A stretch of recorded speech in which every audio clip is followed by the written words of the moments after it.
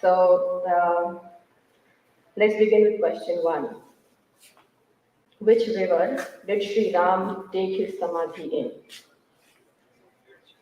And any one of you may answer. That's correct. Which rishi gave the boon to Kunti that she could have sons from any god? Did I hear Durvasa? Yes. Absolutely correct.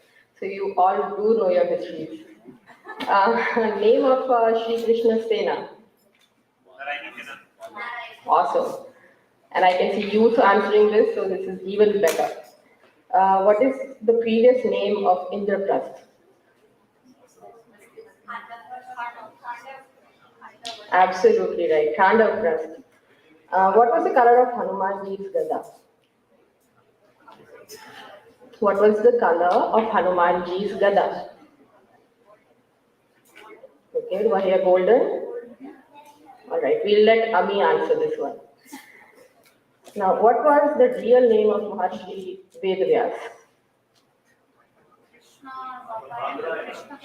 Krishna Dwapayan. Wow, you are scoring an A in the quiz, let me tell you that. Another fun fact is that Vedavyas is actually a title of a person who knows Vedas. So it was not really a name, it was a title.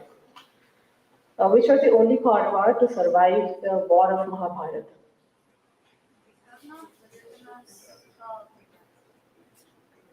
Are we passing this? Oh, you want me to repeat the question? Who was the only Kaurava to survive the war of Mahabharata?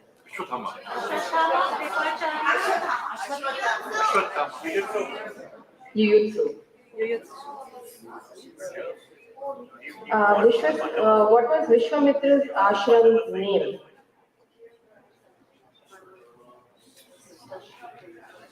What is the name of the Vishwamitra's ashram? Are we passing this? It was Siddhashram. So as I draw this unique quiz to a close, and please applaud yourself for scoring an A+ and being here today on this wonderful morning and being here on time. I'm your host, Shell, and I welcome you all to this very special talk on the myths and unknown stories of Ramayana and Mahabharata with Ami Ganatra. Now, as we begin this 2-hour journey, please be mindful of some basic housekeeping rules that we have already discussed. And if you would welcome Ami Ganatra on stage, please.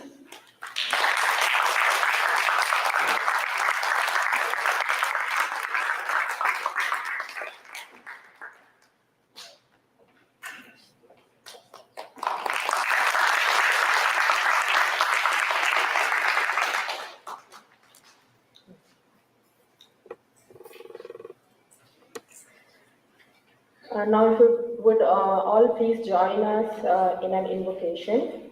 And during this invocation, please be seated on the edge of your seat. Be comfortable, but keep your back straight as you can. And please repeat the mantra.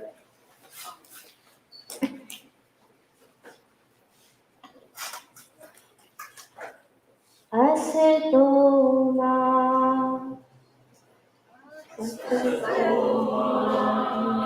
Satgamaya Tamaso ma Jyotirgamaya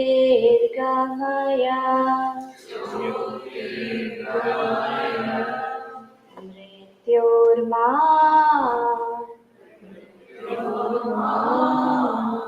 Amritam Gamaya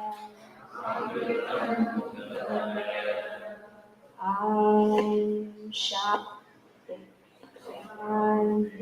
Shanti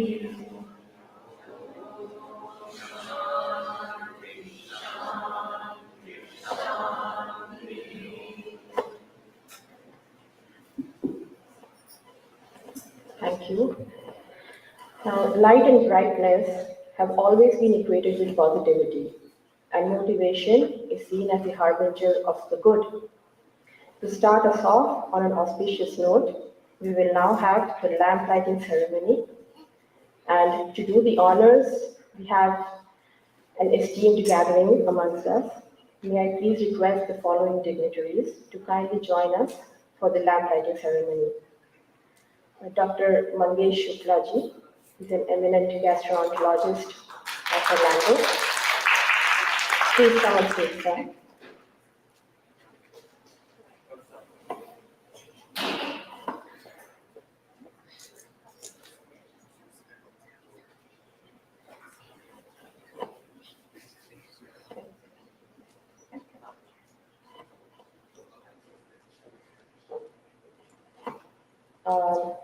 Sri Ram Raghavanji is a Sanskrit scholar, teacher, and founder of Gurukula.com.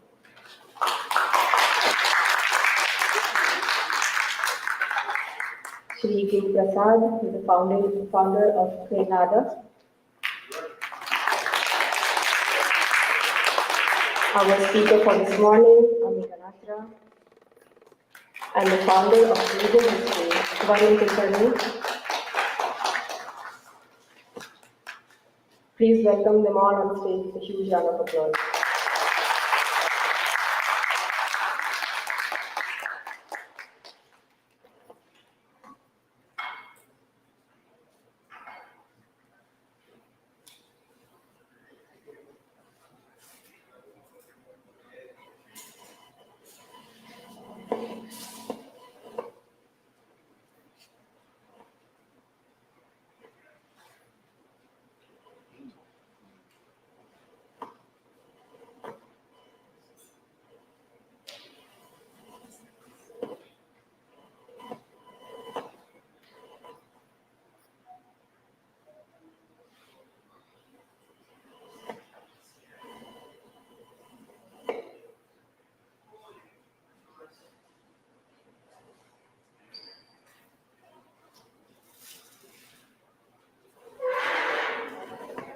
Thank you so much for doing the honor. Thank you so much. Please take a seat.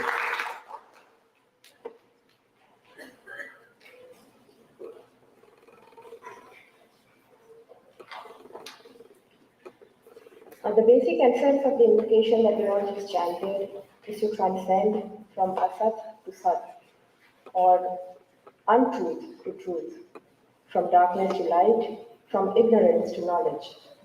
Inspired by this, breathing history began with a vision of uncovering the unknown.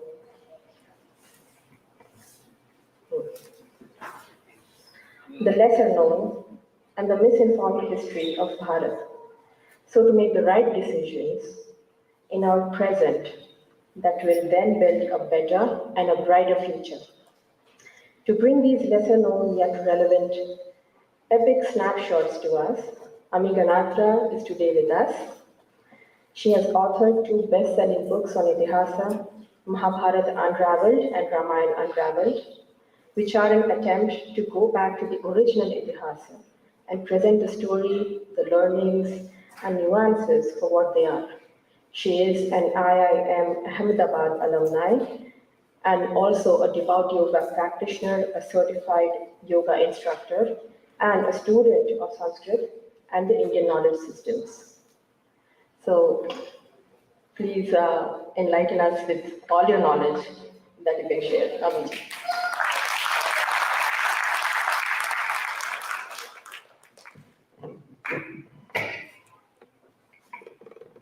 Rami? Namaste, Namaste Varun. Jai Shri Ram. Jai Shri Ram, Jai Shri Krishna, everybody. Thank you so much for having me here. And thanks to all of you. I know it's a Saturday morning and it's not easy to get out of your beds just as the weekend has begun. But I'm grateful that I'm here in Orlando and all of you are here. Here we talk. Yatharth, I'll try and share whatever I know. Thank you. No, thanks from everyone from Orlando who are here, but thanks for coming out here and talking to us. And how do you like Orlando? So I loved it, and I have to express my immense gratitude to the breathing history team and you, Arun, especially. He asked me, what do you want to do? I had one day here yesterday, and he's like, what do you want to do? And I had said, yeah, I like to get the vibe of the city. So thoda mujhe city घूमना है. I just want to see how Orlando is. So he was like, okay, ठीक है. I hope you're not scared of heights. And I'm like, कहाँ से jump करवाने वाला है? Like, is it before the talk or after the talk? पहले ही बता दे. And he's like, नहीं, you just tell me, are you afraid of heights? And I said, no. And I was like, बता रही क्या? He's going to take me somewhere up. And he did, but in the most unexpected way. I got a helicopter tour of Orlando, and the most unexpected surprise, and it was wonderful and beautiful. And who would have thought I would be able to see Orlando that way? So yeah, love every bit of it. Thank you so much. Well, thank you. So coming back to topic. Am I breaking? Yes.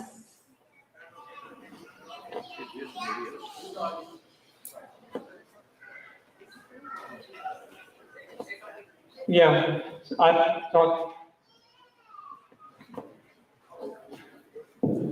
Sure.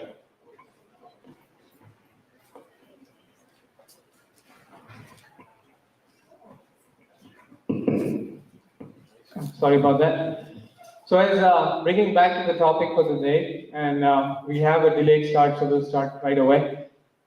As Shell mentioned, why breathing history started, and what we are trying to do is bring out the unknown stories of our Bharatiya history, and we are trying to not limit ourselves to Bharatiya history, but the stories that are either not known or never told to us, and or either known wrong.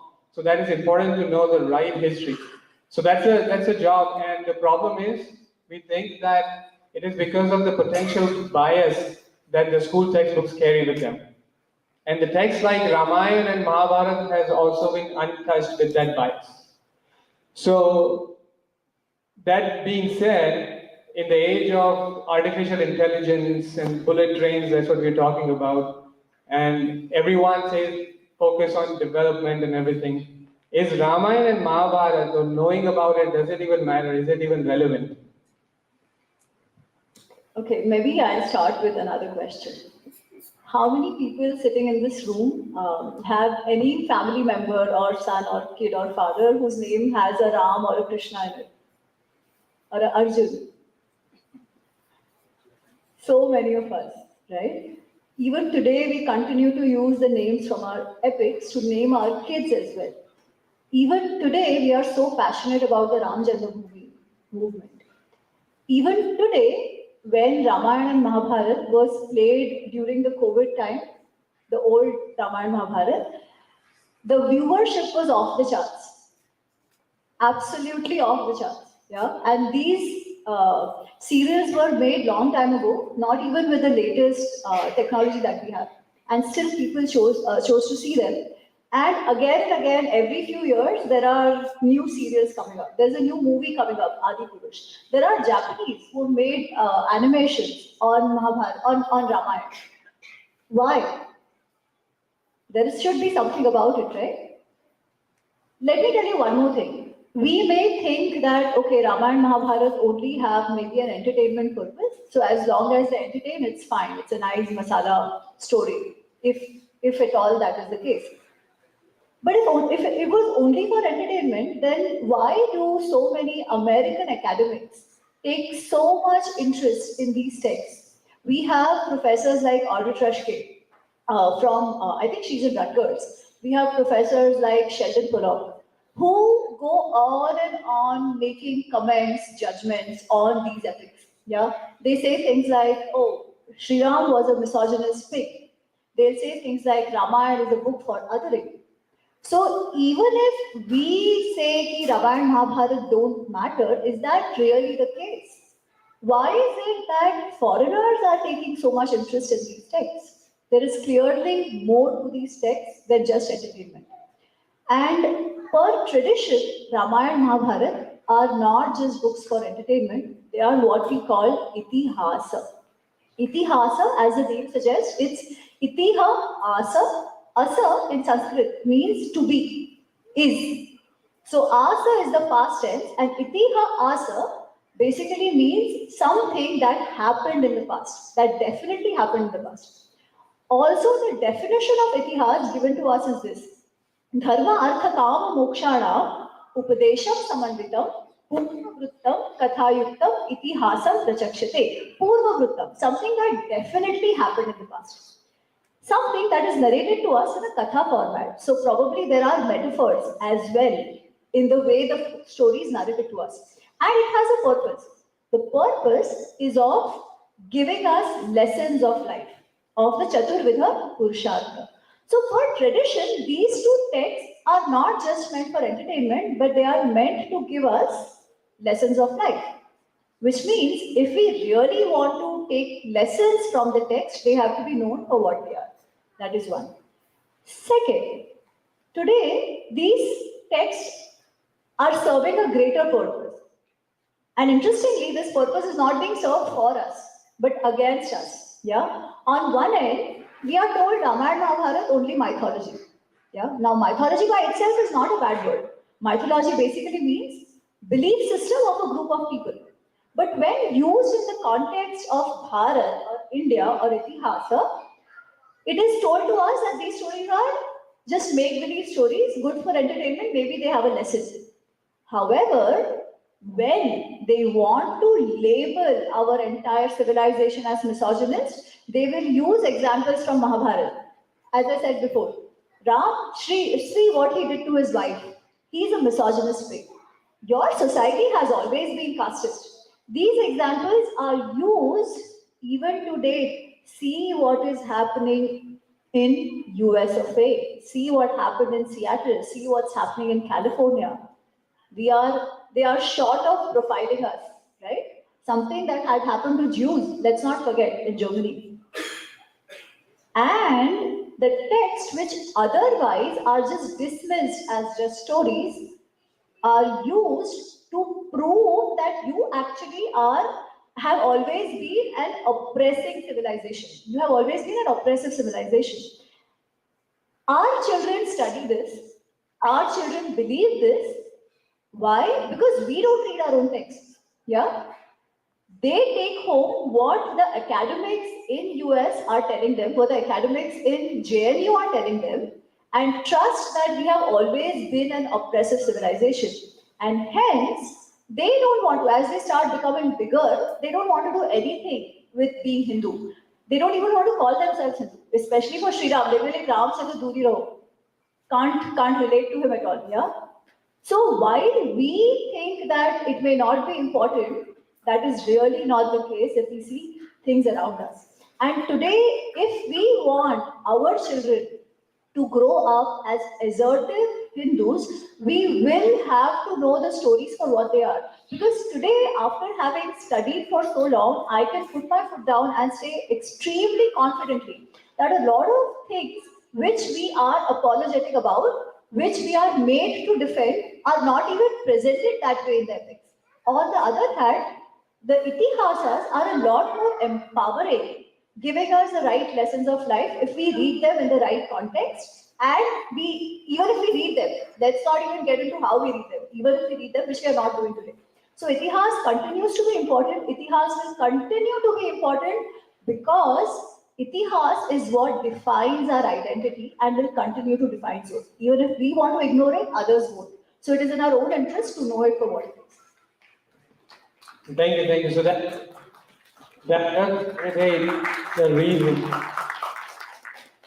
The problem is that if we go one more step further, then we know, sporadic stories from Ramayana saying Shabri Bear, or in Mahabharata where Eklavya was denied, or Karna was a Sutputra. So now those stories by itself project that were Ramayana and Mahabharata also projecting caste system or discrimination in the society even back then. That's what it is used for now. Okay. Let me start with an example. Yeah. The thing is, the light is coming into my eyes, so I can't see all of you, and it's distracting me. Is there a way to reduce the light? how many of us believe that Karna was discriminated against? Do we believe Karna was discriminated against? Correct? Why? Because of his jati? Yeah, he was discriminated because of his jati. And we all are, we all have seen the television serial. We all have read texts like Mrityunjay, Rashmi Rathi, all of that. Yeah? And everywhere we are like, Sutputra, Sutputra, Sutputra. It's almost like a gali. Is it? That's what we see, this is what we believe. Before getting into that, let me take another incident from Mahabharata. Which was the Rajya where the Pandavas spent their Agyatras? Virat. So Virat is the Raja, Matsya Desh. Yeah. Virat's wife is, anybody knows? Sudeshna. Sudeshna has a brother who's called Kichak. Have you heard of Kichak, everybody? Kichak is such a strong and powerful warrior that he tries to violate Sairandri, who's basically Draupadi, working in Virat Desh, and not even the king can do anything. Because the entire Sena, the entire army of Matsya Desh is under Kichak. And Kichak is so powerful that when Kichak is killed, Duryodhana is like, this has to be Bhim. Because there are only 3 or 4 warriors as powerful as Kichak who can really kill him. Okay. So Kichak is the brother of Sudeshna. He's from Kekai Desh. And Kichak is called something in Mahabharata. He's called the Sutaputra. Why is he called the Sutaputra? Because he comes from the Jati of Sutas. Kekai Desh itself is the kingdom of Sutas. As I said, Kichak's wife is Sudeshna. Sudeshna has a daughter. What's her name? Who was she married to? Abhimanyu. Now think of it. They were such a casteist people. They hate Karna for being Suta. And then what do? They go and get a daughter-in-law who's a daughter of a Suta Kanya. Does it make sense? How does it make sense? They hate Suta so much, no? That is what we are told. We are also told Sutas were not warriors. They were not allowed to learn fighting. Why? Because Dronacharya ne Karna ko padhne nahi diya. Right? But then Kichak is a Suta. Sudeshna is a Suta. Kichak is a warrior, one of the most powerful warriors. Then how does it all make sense? Clearly there is something wrong in our understanding. So let me tell you one more thing. What Mahabharata says. What Vyasaji Rachit Mahabharata tells us about Karna. Was Karna denied by Dronacharya from learning? No. Correct. Karna is a student of Dronacharya. Karna actually goes and studies in the Gurukul of Dronacharya along with the Pandavas and Kauravas and some other princes who are studying there. But then the next question would be, then what is the whole Parshuram episode? You know why he goes to Parshuram? We are told in Adi Parva itself that Karna spardha manastu parthena Suta putra ati amarshana Duryodhana samashritya. So we are told that this person, this Karna, is always trying to compete with who? With Arjun. Yeah? By becoming friends with Duryodhana and ati amarshana, out of too much passion, anger, jealousy already at the time of the Gurukul. Yeah? Then at some point, Karna realizes that if he wants to defeat Arjun, because Arjun is much younger than Karna and he's only focused on his practice. Yeah, there is a reason why Arjun is loved so much by all his teachers. Because he is such a dedicated and a committed student. So Arjun is busy doing his abhyasa and Karna realizes that if he needs to defeat Arjun, he needs to learn Brahmastra. So Karna goes to Dronacharya and says, teach me Brahmastra. Dronacharya, he knows why Karna wants to learn the Brahmastra, refuses to teach him the Brahmastra. Dronacharya did not teach the Brahmastra even to Arjun. Dronacharya taught half of Brahmastra sirf chhodna, to his son Ashwathama, what happened? We know, right? So he refused to teach the Brahmastra to Karna. And hence Karna said, okay, then I will go and find some other teacher. And he goes to Parshuram. But then the question is, he's still called Sutputra, Sutputra, Sutputra. And in our mind, Sutputra is a Gali. Then what is all going on? What is going on? Do you know who are Sutas?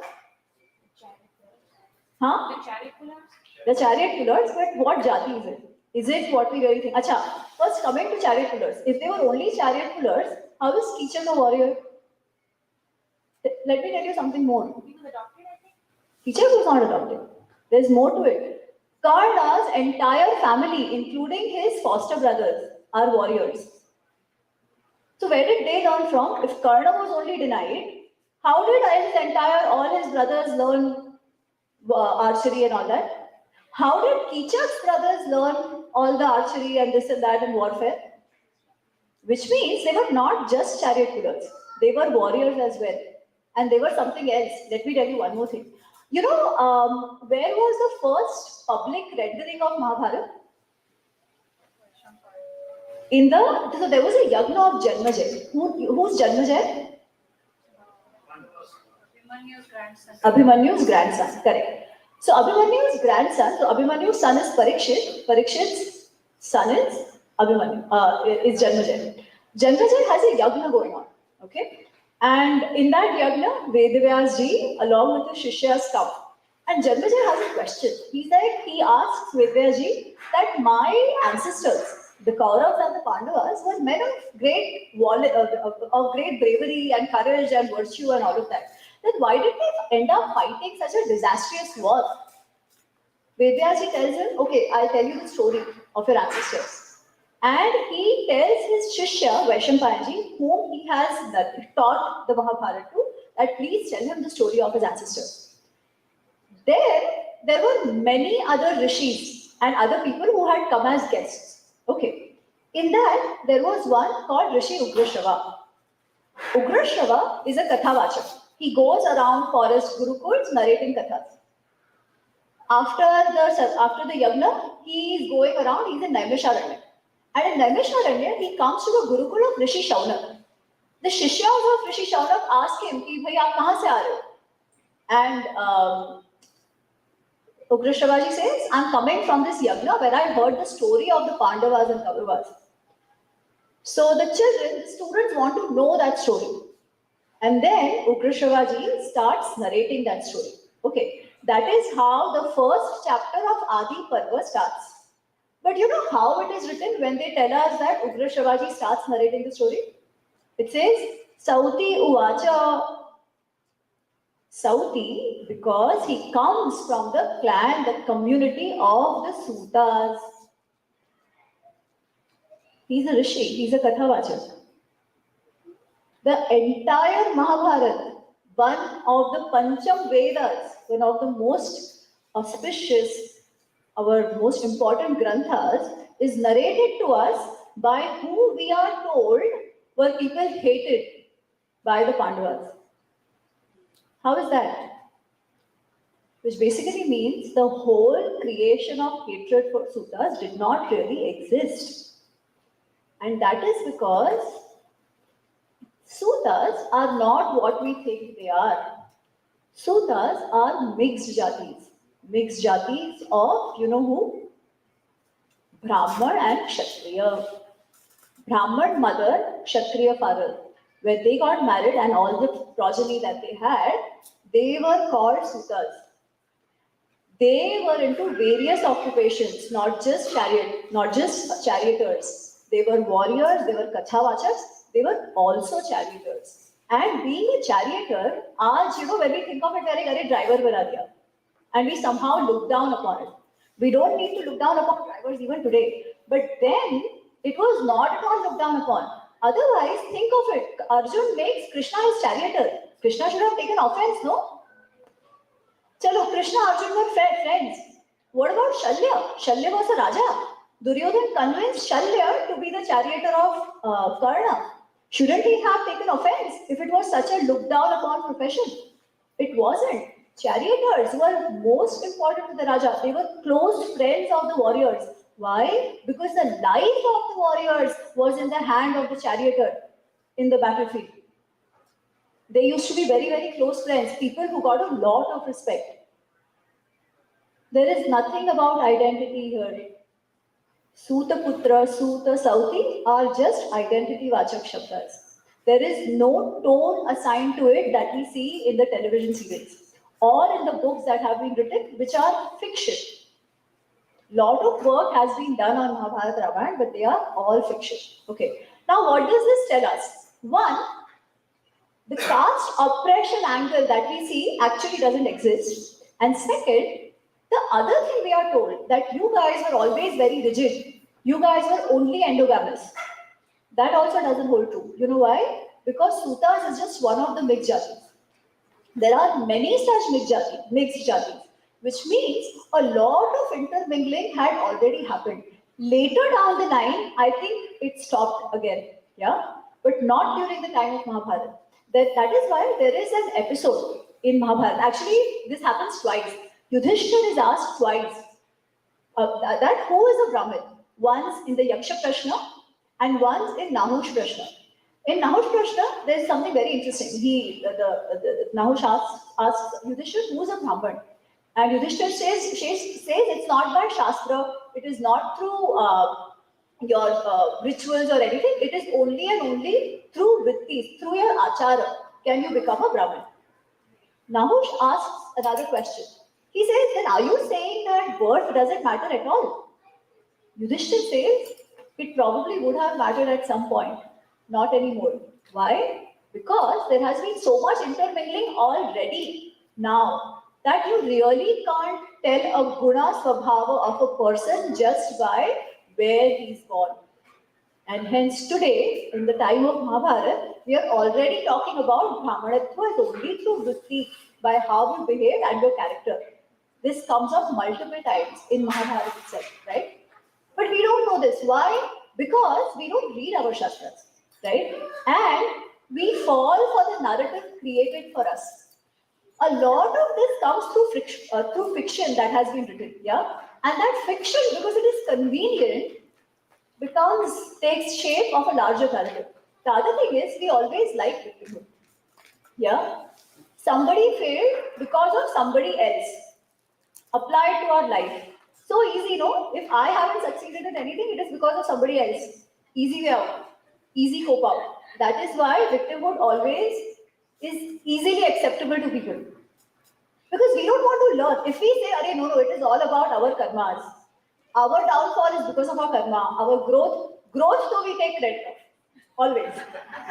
It's only the failure we don't want to take credit of, right? But if we learn what the Itihas actually wants to tell us, that whatever you do, it is because of our own achar, it is because of our own vritti, then we will have to improve, no? There is no cope out. But here, Karna ke saath bura hua because of the wrong jati that he was born in. Very simple. Taking another example, even the Ekalavya example, yeah? Ekalavya came from the Nishad jati. Nishads are also mixed jatis. Okay? Nishads actually had various professions. Nishads could be weapon makers, Nishads could be fishermen. So there were lots of these jatis which came, lots of these professions which were grouped under Nishads as well. Okay. You know who was another Nishad? Satyavati. Did Shantanu, the Raja, did he think about what was the question he goes and asks Satyavati? He's like, who are you? And he goes to her father, and says, I want to marry your daughter. Does he ask, what is your jati? First you tell me the jati, only then I will marry your daughter. No. He's seeing she's a fisherwoman.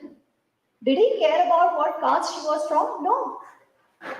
He liked her, she was beautiful, he wanted her. That's it. Then why would there be separate treatment for Ekalavya? Okay, another example. In Ramayana, we all know there is Guha, Raja Guha. He's called Nishad Raj Guha, who's a friend of Shri Ram. Okay, he's also Nishad.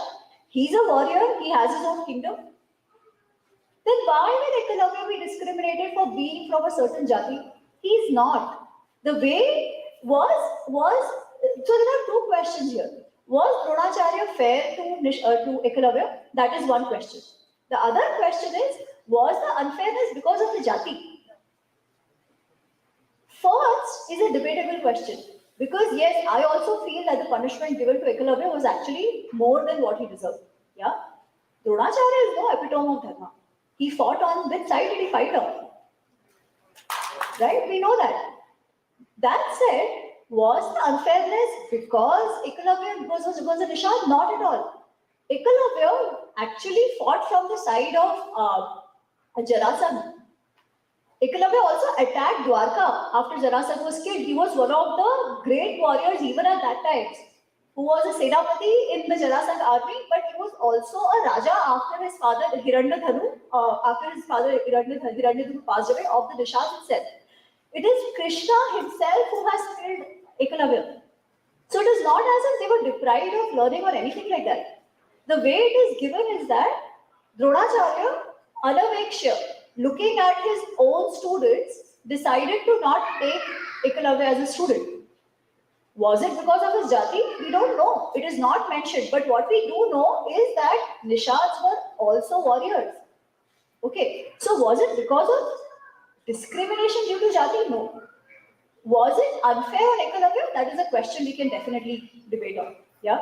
So not going there. But the thing is, if we know our itihas for what it is, we will realize that the narrative being pushed on us is actually false. And second, a lot of the ills in the society are not because of the Shastras, but because we have forgotten the Shastras. And I can say that putting my foot down.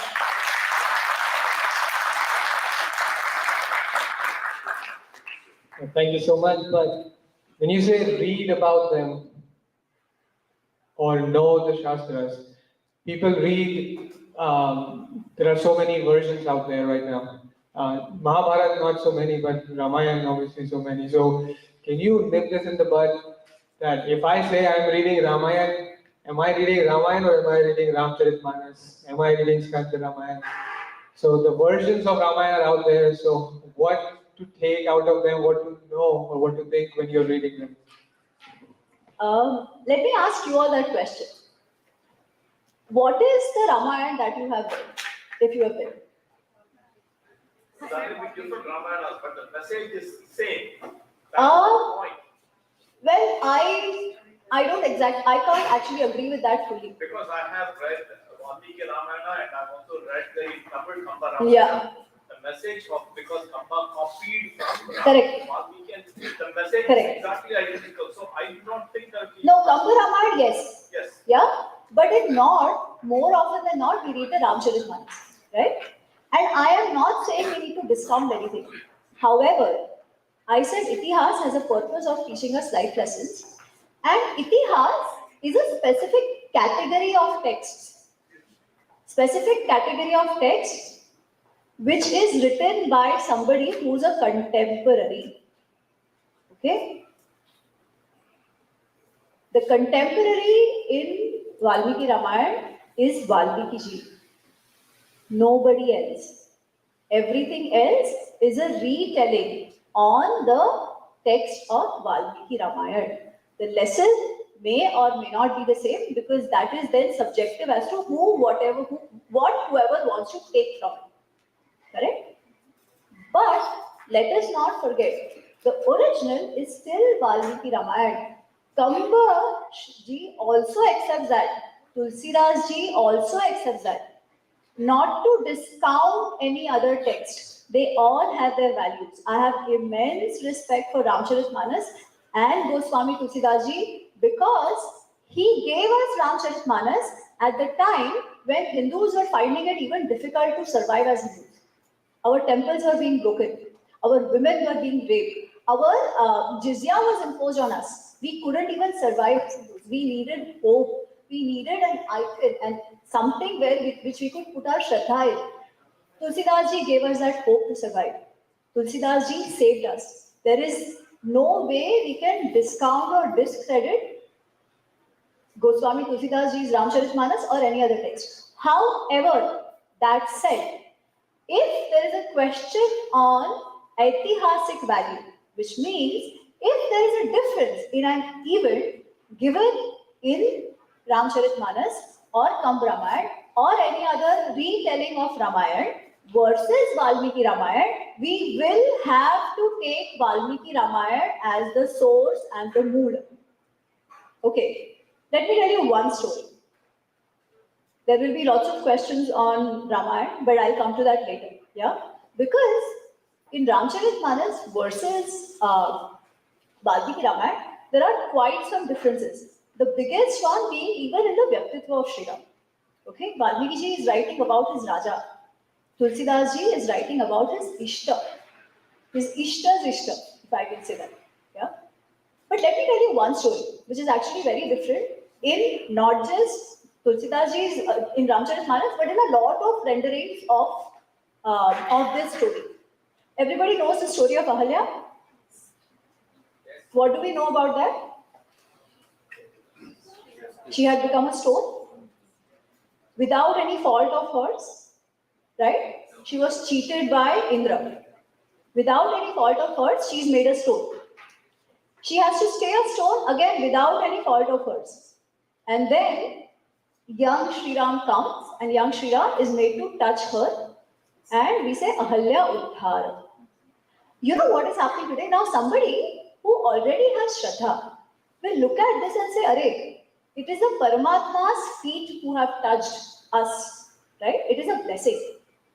But think of it from somebody who does not have Shraddha, which is a lot of our children today, right? They're like, Arey, ek to, there was no fault of hers. Still she was made a pathar. Then some young boy comes and touches his feet. What's going on here? And you're telling me you are not a misogynist civilization. You are. Because Indra is let free and a poor woman without any fault of hers is made of stone is cursed. Of course. I get so many girls come up to me and tell me about the story. It hurts them. They hate the story. And this is what we've always heard. You know what is the story in Valmiki Ramayana? Let me tell you this. In Valmiki Ramayana, this story comes this way. So we know that when Sri Ram and Lakshman kill Subahu, drive away Marich, and they are then taken to Mithila, right? On the way to Mithila, they see this ashram of Ahalya. Basically, they don't know whose ashram this is. So Sri Ram asks Vishwamitra ji that whose ashram is this? And Vishwamitra ji says something very interesting. He says, this is the ashram of a Deva Rupini. A Tapaswini Deva Rupini, her name is Ahalya. And he tells Sri Ram the story of Ahalya. He says, Ahalya was the wife of Rishi Gautam. She was extremely beautiful. A lot of men desired her. One of them was Indra. One day, when Rishi Gautam was not there, Indra took a Muni Vesha.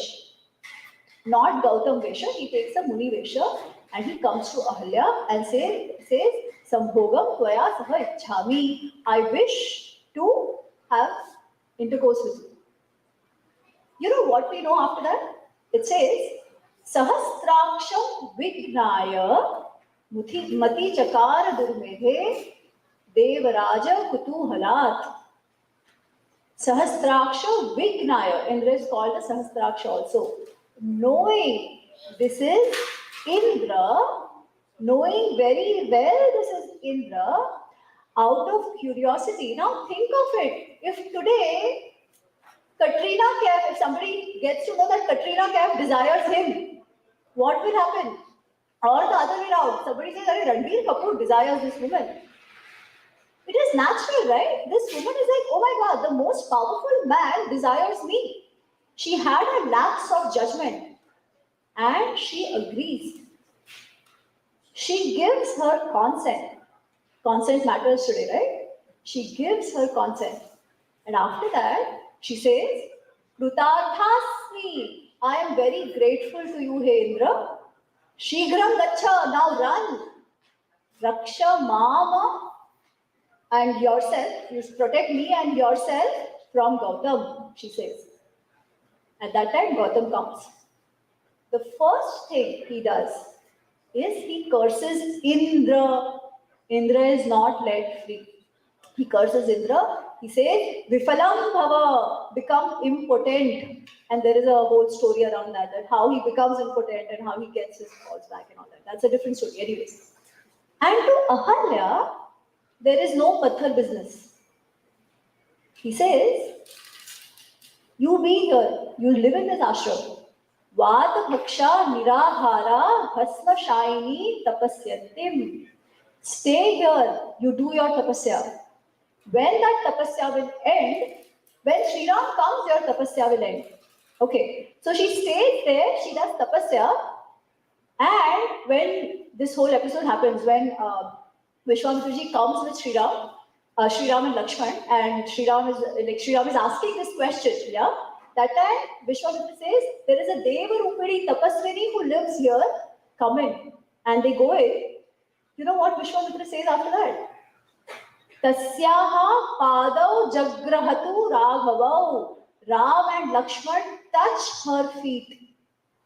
Not the other way around. Why? Because she is a tapaswini who has cleansed or who has achieved control over her senses through intense tapasya. And who would know this better than Vishwamitra? Vishwamitra was not always Vishwamitra. Vishwamitra was a Raja, Kaushik. He wanted to take revenge on Rishi Vasishtha. And that is why he started his tapasya. And in the tapasya, he failed so many times because of kama, because of krodha, because of ahankara. Eventually, gaining control one after the other over all these vikrutis, kam, krodha, lobha, moha, mad, matsarya, the shada ripu that Krishna talks about, he achieved rishihood. Kaushik became Vishwamitra, but he knows how tough this journey is. So if Kaushik can become Vishwamitra, Ahalya had to become a Sati. She is not Sati because she is deceived. She is Sati because through her sankalpa, through her tapasya, she gained control over all her indriyas. And that is why she is Yashaswini, that is why she is Devarupini. And this is the story from Valmiki Ramayana. You see the message.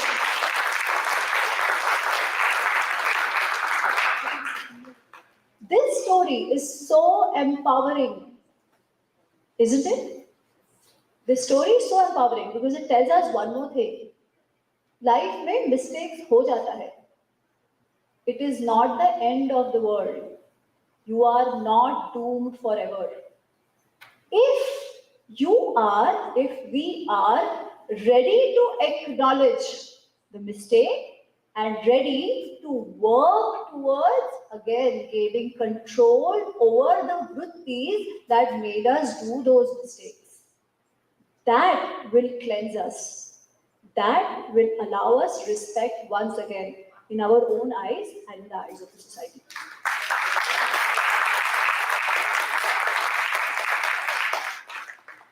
And that is why I'm saying knowing Itihas is also very, very important today. Yeah? Just to know what the actual stories are. This is actually happening. And you know, Ahalya, how she's related, how she's a central figure in at least that part of Ramayana. Her son, you know who's her son? Who's her eldest son? Anybody? Shatanan. Shatanan is a Raj Purohit of who? Mithila Naresh, Janak. And after this whole Ahalya episode, Sri Ram goes to Mithila where they meet Shatananji. And there they say, oh, we met your mother. And Shatananji is very happy that, oh, you met my mother who's a Yashaswini. Even the son has only good things to talk about his mother. Only good things to talk about his mother. And that is when the story of Vishwamitra in detail Shatananji narrates to Sri Ram. Yeah? So as I said, if there is a difference, as long as there is Shraddha, it doesn't matter. As long as there is Shraddha, aap kuch bhi padho, doesn't matter. But today, when it has become a narrative warfare, knowing Itihas for what it is and taking the right lessons from Itihas becomes extremely important. And this is just one of the things. There are many such things which come out when in Valmiki Ramayana versus others. Yeah. So, as I said, there is there is no discounting any of those texts. But we again have to be very careful with what we say is acceptable and not acceptable. Because if we say everything goes, you know what is happening today? There is a new book which is out, which says this Ram Ravan Yuddha is not a Yuddha of dharma as you think it is. You know what it is? It is an Aryan Ram defeating a Dravidian Ravan. Is it acceptable? So somewhere we will have to draw a line and define what is acceptable as itihas, right? Without discounting anything else. But itihas is only Valmiki Ramayana and Mahabharat is only Vyasji's Mahabharat. Now this question you have not asked, but I'll still take this. We are always told victory, the history is written by victors. Correct? History is written by those who won. That is why the heroes are the ones who won and they are glorified. Correct? We know it is true. We know what has happened by what the colonizers have done to our history. We know all of that. So it is true in some sense. Now that is extrapolated and we are told, again, a lot of this narrative is coming from US academia. That is why you have to be very careful. They tell us this, especially in Mahabharata, they'll say, it is not as if the Pandavas were good and the Kauravas were bad.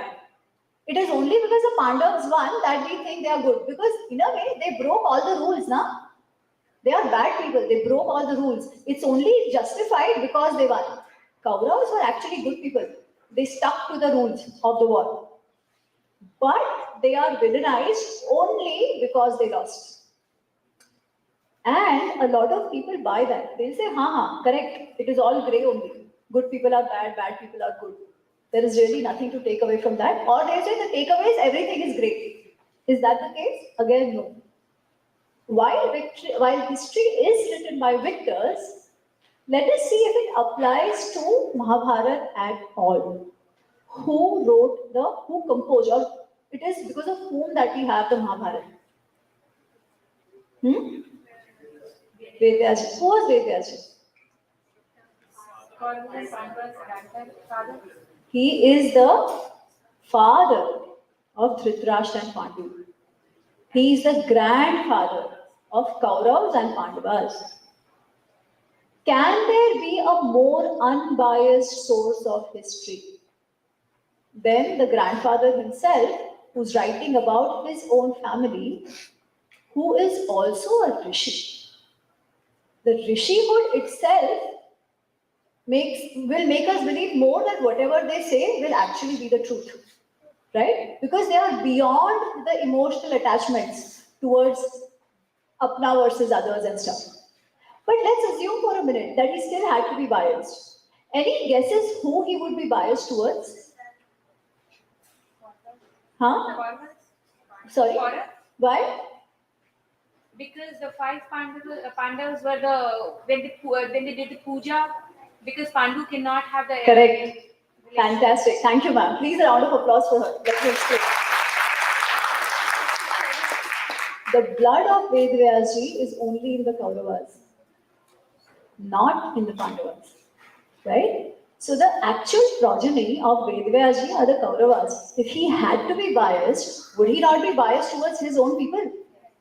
Right? Pandavas are his grandsons, but not because it's Pandu's blood. It is through Niyog that they are all born, right? And hence, even this narrative that history is written by victors does not apply on our texts. Our texts have a very clear purpose: to teach us about dharma and adharma, to give us lessons for life. And to take the right lessons, we need to know itihas for what it is. What is itihas at the end of the day? Everybody tells us do this, do that, right? We have dharma shastras which talk about what should be done, what not. Then why itihas? This Upadesh of Dharma, Artha, Kama, Moksha comes from many texts. Why itihas? What is an itihas? Anybody, I'm sure a lot of you have done MBA. A lot of you have seen case studies. What are case studies and why do they matter? Anybody's gone through the case study method? Yeah? Case studies are basically real life examples. Okay? They help us understand a theory. They help us see how a certain decision has helped or not helped the protagonist. But to actually take the lessons from that case study, we need to know the case study for what it is. Otherwise, our takeaways will be wrong. And that is the same for Itihas as well.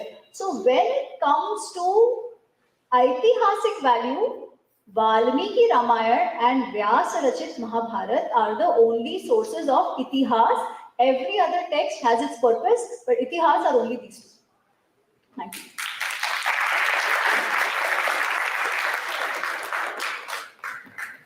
So I just have two more questions for you, then we'll take questions from the audience. How many of you answered that question that Shell asked about the color of Hanumanji's gada? What is the color that everybody said? So we all agree with that? Golden? No? So you want to take that question? I mean, that is just an example that will kind of prove our understanding. So there was a podcast I had done with one of the podcasters, and I had said something as a trivia, and that short reel has over 1 crore views with a lot of guns. Because you know what? You know what is the actual color of Hanumanji's gada? There is no gada. Ramayana, Valmiki Ramayana has no mention of any gada with the Vanaras, let alone Hanumanji. There is no gada. There is gada mentioned. Okay, that gada is mentioned with the Vrakshasena. And there is a gada mentioned of Kubera. But the context in which the Kuber gada is mentioned is that Hanumanji cannot be killed even with Kuber's gada. That is the Vardhan he gets. Okay, but there is no gada in Valmiki Ramayana for the Vanaras. But then how do we make sense of it? So when we have a reading group and we were reading the Valmiki Ramayana. So when this thing we were discussing, one of our friends was like, "Arey, mera to jeevan mithya ho gaya. How can that be? Like, how can I even imagine Hanumanji without a gada? Right? How can that be?" But you know what? If you actually look at a lot of Hanuman mandirs, which were built probably in the 11th, 12th century, Madhavacharya Sampradaya and all, there is no gada in those temples. There are temples in Nepal as well, where Hanumanji is not shown with the gada. The gada has come in later.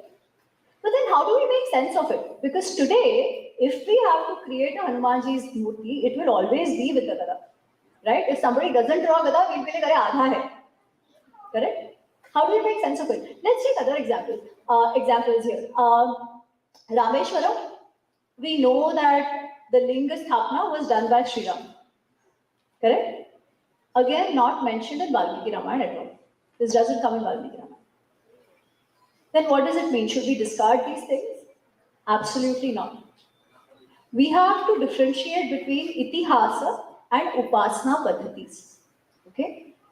Upasana Paddhatis may or may not derive from Itihas.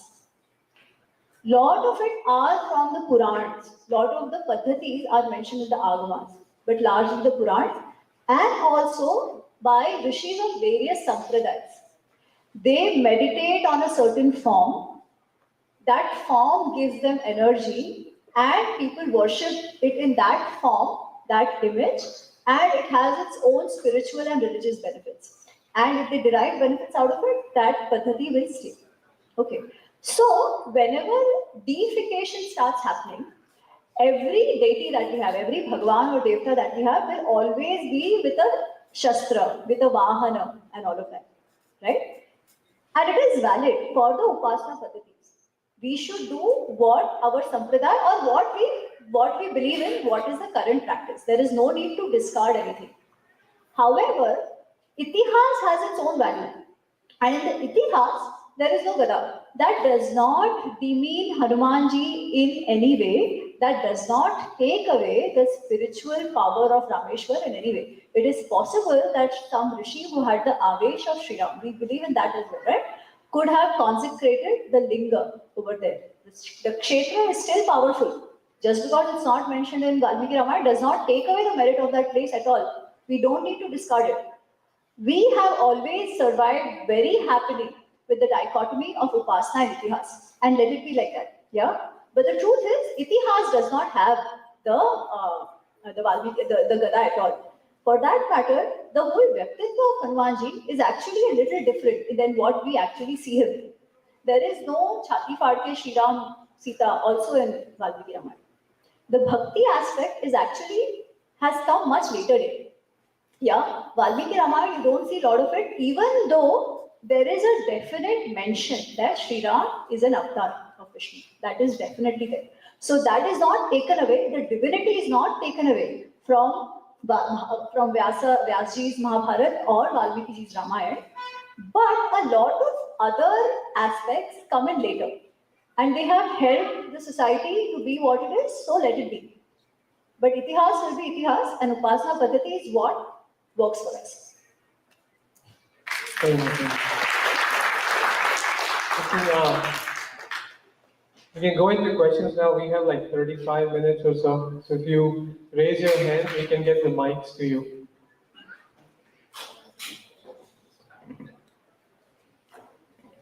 Please keep the question short so we can have more time for answer and more questions. Namaste. Thank you for enlightening insights into both epics. On this Gada note, we know the shloka Pratamo Hanuman Nama, Dvitiya Bhime Vacha, Tritiya Sthala on Madhvacharya, right? So from Udupi, he's the third incarnation. So the myth that we still have is the Gada and 100 names of Kauravas was only written by Madhvacharya because they say he's the third incarnation. He's a well-built man, 7.5 foot, he was a wrestler and everything. But this Gada, they say, is in Udupi. So is there any, I know about Hanuman you mentioned, but between Bhima's Gada and the 100 names of Kauravas in connection to Madhvacharya, they say the Gada is present in Udupi. Do you have any info on that? I'm not aware, sir. I'm not aware of where the action is coming from, because there is Agastya, there's some shloka attributed to Agastya as well, where they mention of the Gada as well. So I don't exactly know which is the original one or how this has come, but definitely it has come.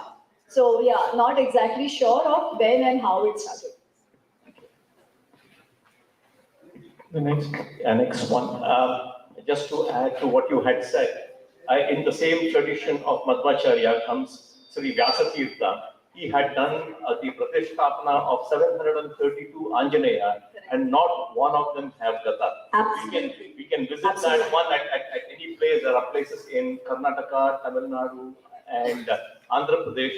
Not one of the Anjaneya of the 732 have Gada in them. Thank you, sir. This is exactly true. Okay. They don't have it. Even Nepal, there are mandirs which don't have it. Now I have to support you because you are a BJP alumni as well. Oh, nice to meet you, sir. And the shloka goes, Pratamo Hanuman Nama Dvitiyo Bhima Yevacha Purna Prakya Tritiyastu Bhagavat Karya Sadhakatha. So the belief among we Madhvas is that Anjaneya was the first one, Bhima was the second one, and Madhvacharya was the third one. In the first one, he was a perfect brahmachari. In the second one, he was a perfect grahastha. And in the third one, he was a perfect sannyasi. And in all of them, he did only Bhagavat Karya. Whatever was the Lord's wish is what he did. Thank you so much. Thank you. I like you so much better. I can see everybody. Oh.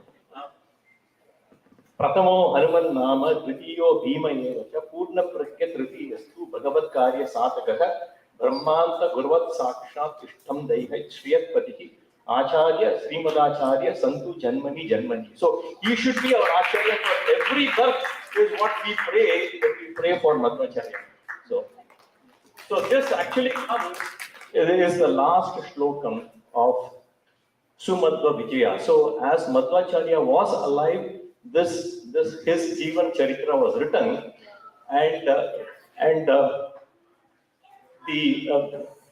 as this slokam was particularly written because Madhvacharya was given a lecture on Aitreya Upanishad in Udupi, and so when he was giving that lecture, there were lights hovering around. So people asked him, what are those lights? So he said that, okay, I am giving lecture on Aitvaya, and the devas are actually listening to it. So people did not believe it. At that time, he was covered with flowers and he was completely covered with flowers. And when they took out the flowers, he was not to be found. And so an Asharivi voice was heard. It says that Adrishyam Swarnapure, Drishyam Badaripure. So we still believe that he is still learning in Uttarabadri under his Guru Veda Vyasa even today in Uttarabadri. So this is about Thank you. the connection between Anjaneya and Madhvacharya. Thank you so much. Guruji, behind. The kids also. Namaste, Amiji. So my question is on the Katha of Ahilya. As Prashna, I actually like a comment as well. So one of the things that also happens with the story and the way it is depicted in the serials and and other narrations is we implicate Rishi Gautam, and Rishi Gautam is always shown in a bad light, that he is the one who cursed his wife and made her into a stone and all that, right? Which again we don't understand that should not happen. Rishi Gautam is not one who did any wrong there. Rishi Gautam is the creator of he's a Rachayita of the Nyaya Shastra, which is how the universe operates. It's everything is karma bound. If Ahilya, the desire occurred in her mind, which also a lot of people do not know, that Ahilya consented. So that karma happened from her, and because of that, there are consequences. Rishi Gautam is just telling that there is a consequence. The solution is when Ram comes to you.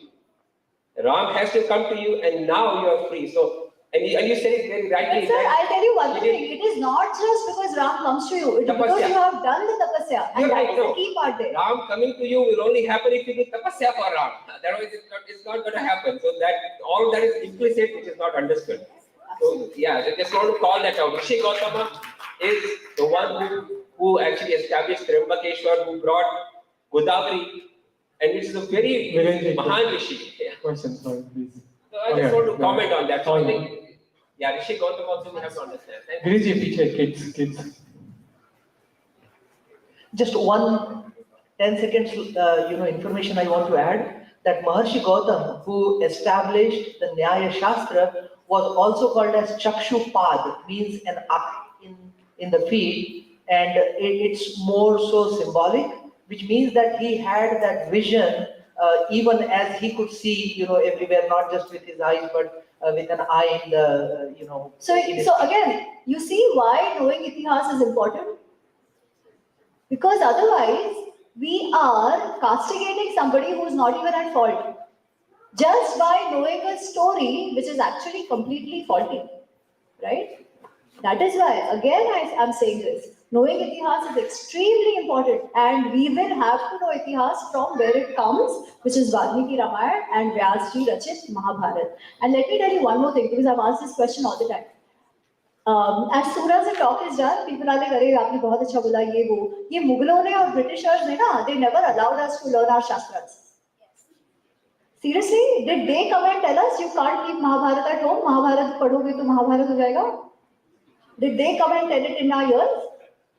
Are they really to blame or are we to blame? Again, victimhood.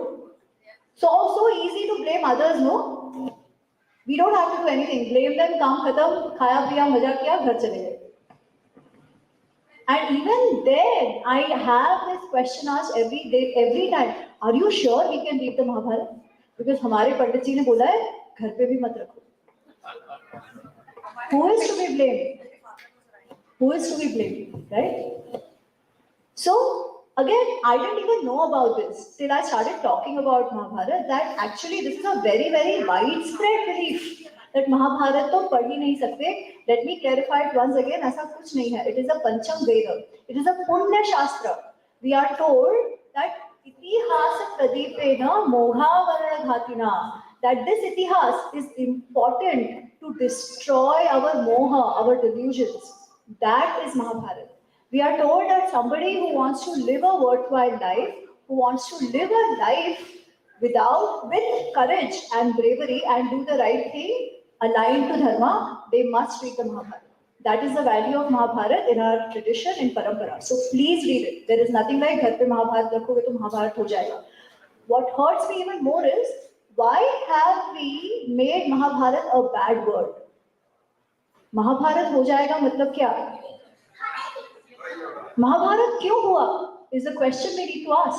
Mahabharat क्यों हुआ? हाँ? हाँ? Three? Greed? Yeah. What else? धर्म की विजय तो बाद में ना, हुआ क्यों पर? Okay, so thank you. This is always told to me. Draupadi ने कहा अंधे का पुत्र अंधा, right? We've all seen that. अंधे का पुत्र अंधा. That is why we say that of course male ego was hurt, and he did what he did, and we are told युद्ध क्यों होते हैं? जड़ जोड़ू जमीन मिल गई जोड़ू to blame, right? Immediately the question we should ask is, where was Draupadi when Lakshagraha happened? Lakshagraha, Duryodhan tried to burn the entire family along with Kunti. Was Draupadi there? So male ego किधर आया इधर से? Due to a stree. When they were kids, Duryodhan tried to give poison to Bhima and kill him. Where was Draupadi at that time? Right? So, even if she had said this, wasn't the hatred and the jealousy predating Draupadi as well? Right? Then how can Draupadi be blamed for the war at all? She did not lead, she did not cause the Matsarya, right? The Matsarya was always there, to the extent that attempts on taking their lives were made. But you know what is the other thing? There is no Andhe ka putra andha in Mahabharata. This incident does not happen. Draupadi is not even there. And the character of Draupadi, again, I feel so sad that Draupadi has only been reduced to somebody who's wanting revenge, and Vastaparan. The status of Draupadi and the character of Draupadi in the original Mahabharata is so beautiful and so gracious. At one point, towards the end, when Sri Krishna has already done his Deha Tyaga, and Arjun is now talking to Vedavyasji, or it was Vasudevji, saying that now that Krishna is gone, it is time for us also to leave. Why? He says, Krishna, we fight Pandavas and Krishna, because Draupadi's name is actually Krishna. We are one Atma in multiple bodies. This is the stature of Draupadi. For her, Yudhishthir has said that she is a kind of a lady who every grahastha desires to live a fruitful life aligned with dharma, artha, kama. She is that kind of a lady. And what have the television serials and fictions like The Palace of Illusion reduced her to? A victim who's only looking revenge. She is not at all like that. Her character will not even allow her to say something like this to Duryodhana. She is that graceful. There is one incident which comes in Mahabharata. I love it. For some reason, it is never spoken of. It is called the Draupadi Satyabhama Samvad. This happens in the Vanvas. When we are in the Vanvas, Shri Krishna and Satyabhama, they come to visit the Pandavas and Draupadi. So the men, they do their chatting, and Draupadi and Satyabhama are talking. Satyabhama asks a question to Draupadi. She says, you have 5 husbands. And she says, Tava mukha preksha satata pandavaha. These Pandavas are always looking at your face. They are always ready to do whatever you tell them to do. What is the Vashikaran mantra that you have? 5 husbands, all in your control. 1 husband, not in my control. How do I control him? Is there a Vashikaran mantra? And Draupadi says, there is no Vashikaran mantra. But I'll tell you why the Pandavas respect me. Now you think of it. If a woman was only wanting revenge and angry all the time, will the husbands respect her the way they do? Also remember, she was not the only wife. All the Pandavas had other wives too. Okay. But nobody got the respect and the stature that Draupadi got. And Draupadi then goes on to describe her role as the queen of Indraprastha. She tells how she worked as the queen of Indraprastha. There were like lakhs and lakhs of people who would eat in the royal kitchen every day, for which there were thousands of helpers and maids. She says, I would know each and everyone by name. I would know how much work has happened, krita, akrita, how much work has happened, how much work has not happened, project management.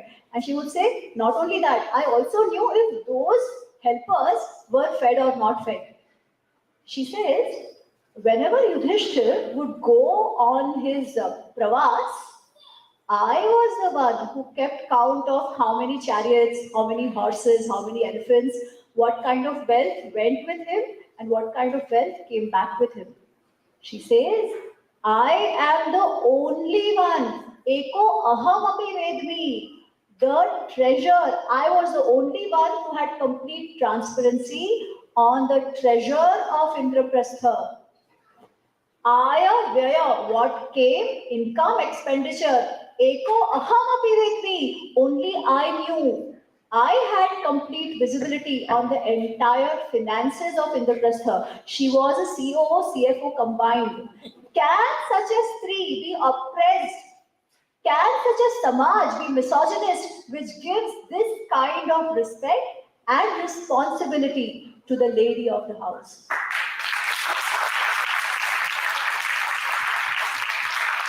Again, why doing Itihas matters? A lot of the narrative that is spewed against us will go for a toss simply if we read our Itihas for what it is. Can you please keep your questions short? We have very few minutes left and we want to maximize your talking. Yes, one thing that I want to clarify is that the caste is the way it is projected and we discuss every day is not, doesn't give right or privilege. It's rather more about taking responsibility and as part of that, taking the responsibility, reaching the optimum possibility within you. That's one. The second question that I have for you is, based on the work that you have done so far and that we know so far, if we try to put together from the context of Freudian psychoanalysis, how much of it can be defended? If we truly look at it from a Freudian psychoanalysis point of view, that is what is being used across the society. In today's society is talking those languages. How much of it can be defended? You know what? First of all, why should I care to defend what dharma is from a Freudian psychology? Even they don't take him seriously anymore. सबसे पहली बात तो वो है, ठीक है? Second, what do you mean defend? Dharma is what it is. Dharma is meant to learn. Actually, if you read the Itihas for what it is, there is no need to defend anything. We are not defense lawyer. I am not a defense lawyer. I am not defending anybody or anything. I don't even think they deserve to be defended. I think it is only our responsibility for our own good to learn what they have left for us. So Freudian psychology, if there are people are coming up with that, please tell them, Are Freudian, who made Freudian the benchmark? Read it. Why? Are we really saying that he knew everything and anything? No, it is bakwas. Half of the time it's used as porn nowadays, right? Soft porn. I'd not even look at it.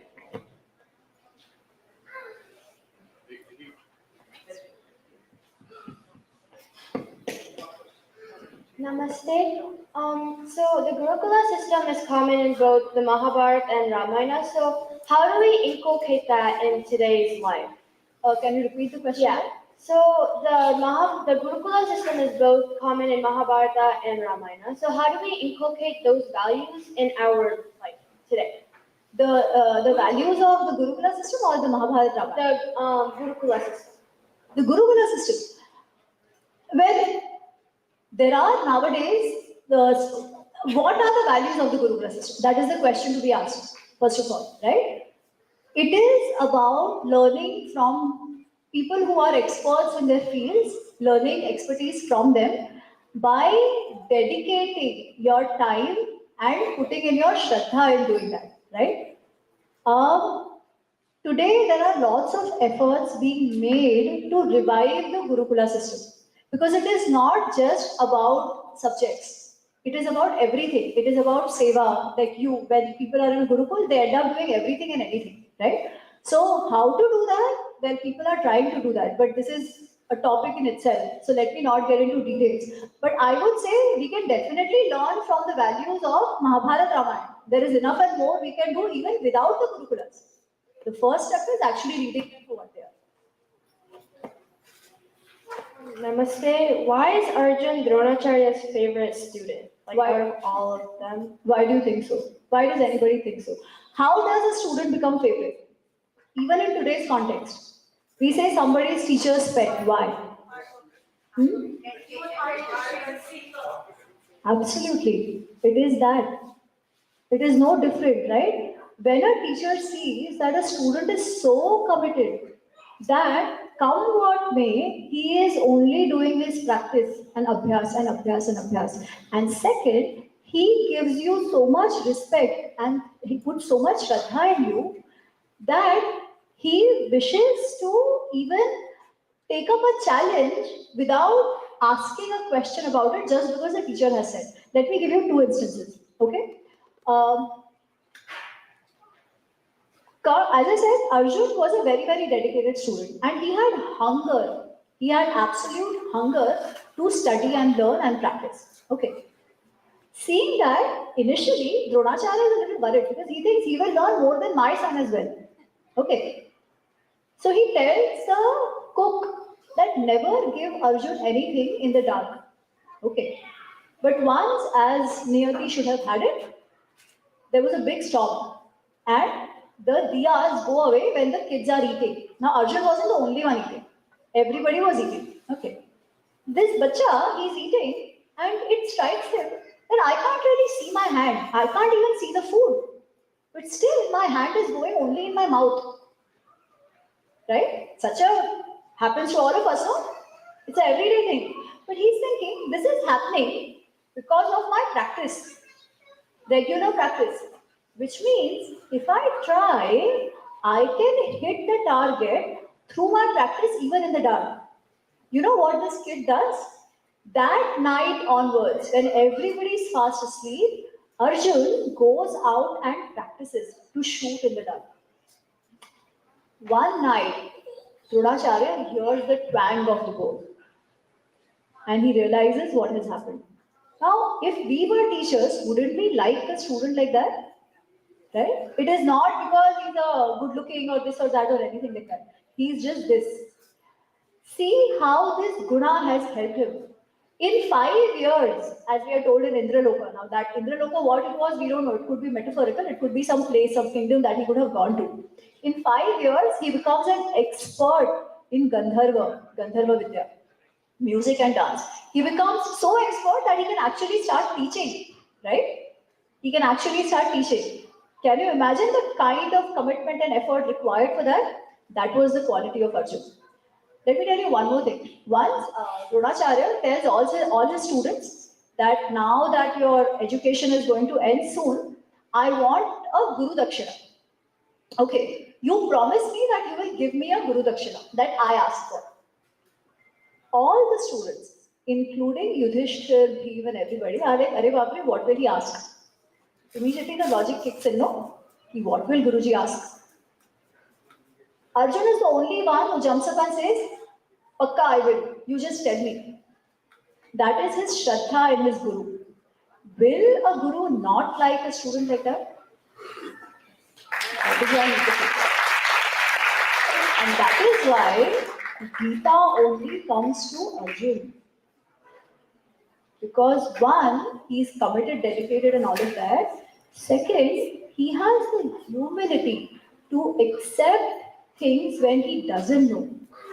He has the humility, being such a big archer, he's still humble enough to say, now I'm completely confused. Shishyaste maam shadi maam tvam prapanna. Hey Krishna, I'm your Shishya now. I don't know, I'm confused. I'm your Shishya, I surrender to you. Please teach me, please guide me. That requires immense humility. Otherwise, it's arrogance. No, he's one of the best archers out there. He doesn't have that. He has the humility to accept, मुझे नहीं मालूम, मुझे सिखाओ. That is the other quality of virtue.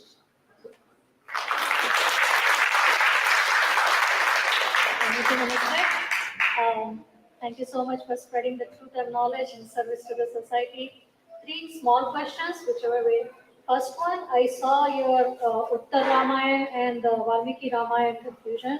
My question is, does Uttar Ramayan also have the जैसे नक्षत्र ग्रह जब राम जी वनवास पे जा रहे थे, उत्तर रामायण में क्या ऐसे रेफरेंसेस हैं कि जब सीता माता को लक्ष्मण जी छोड़ने गए थे या any such thing?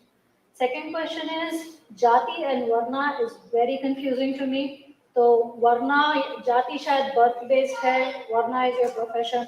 तो जब Vishwamitra ji Ma'am, the second question will take another hour for me to answer. Yeah.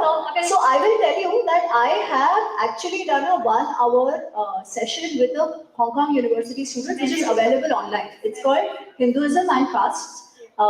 You may look it up online. It's available on my YouTube channel as well. So, my question is there any reference book you can suggest where I can, learn more deeply into it? And 3 very small, more of a general knowledge.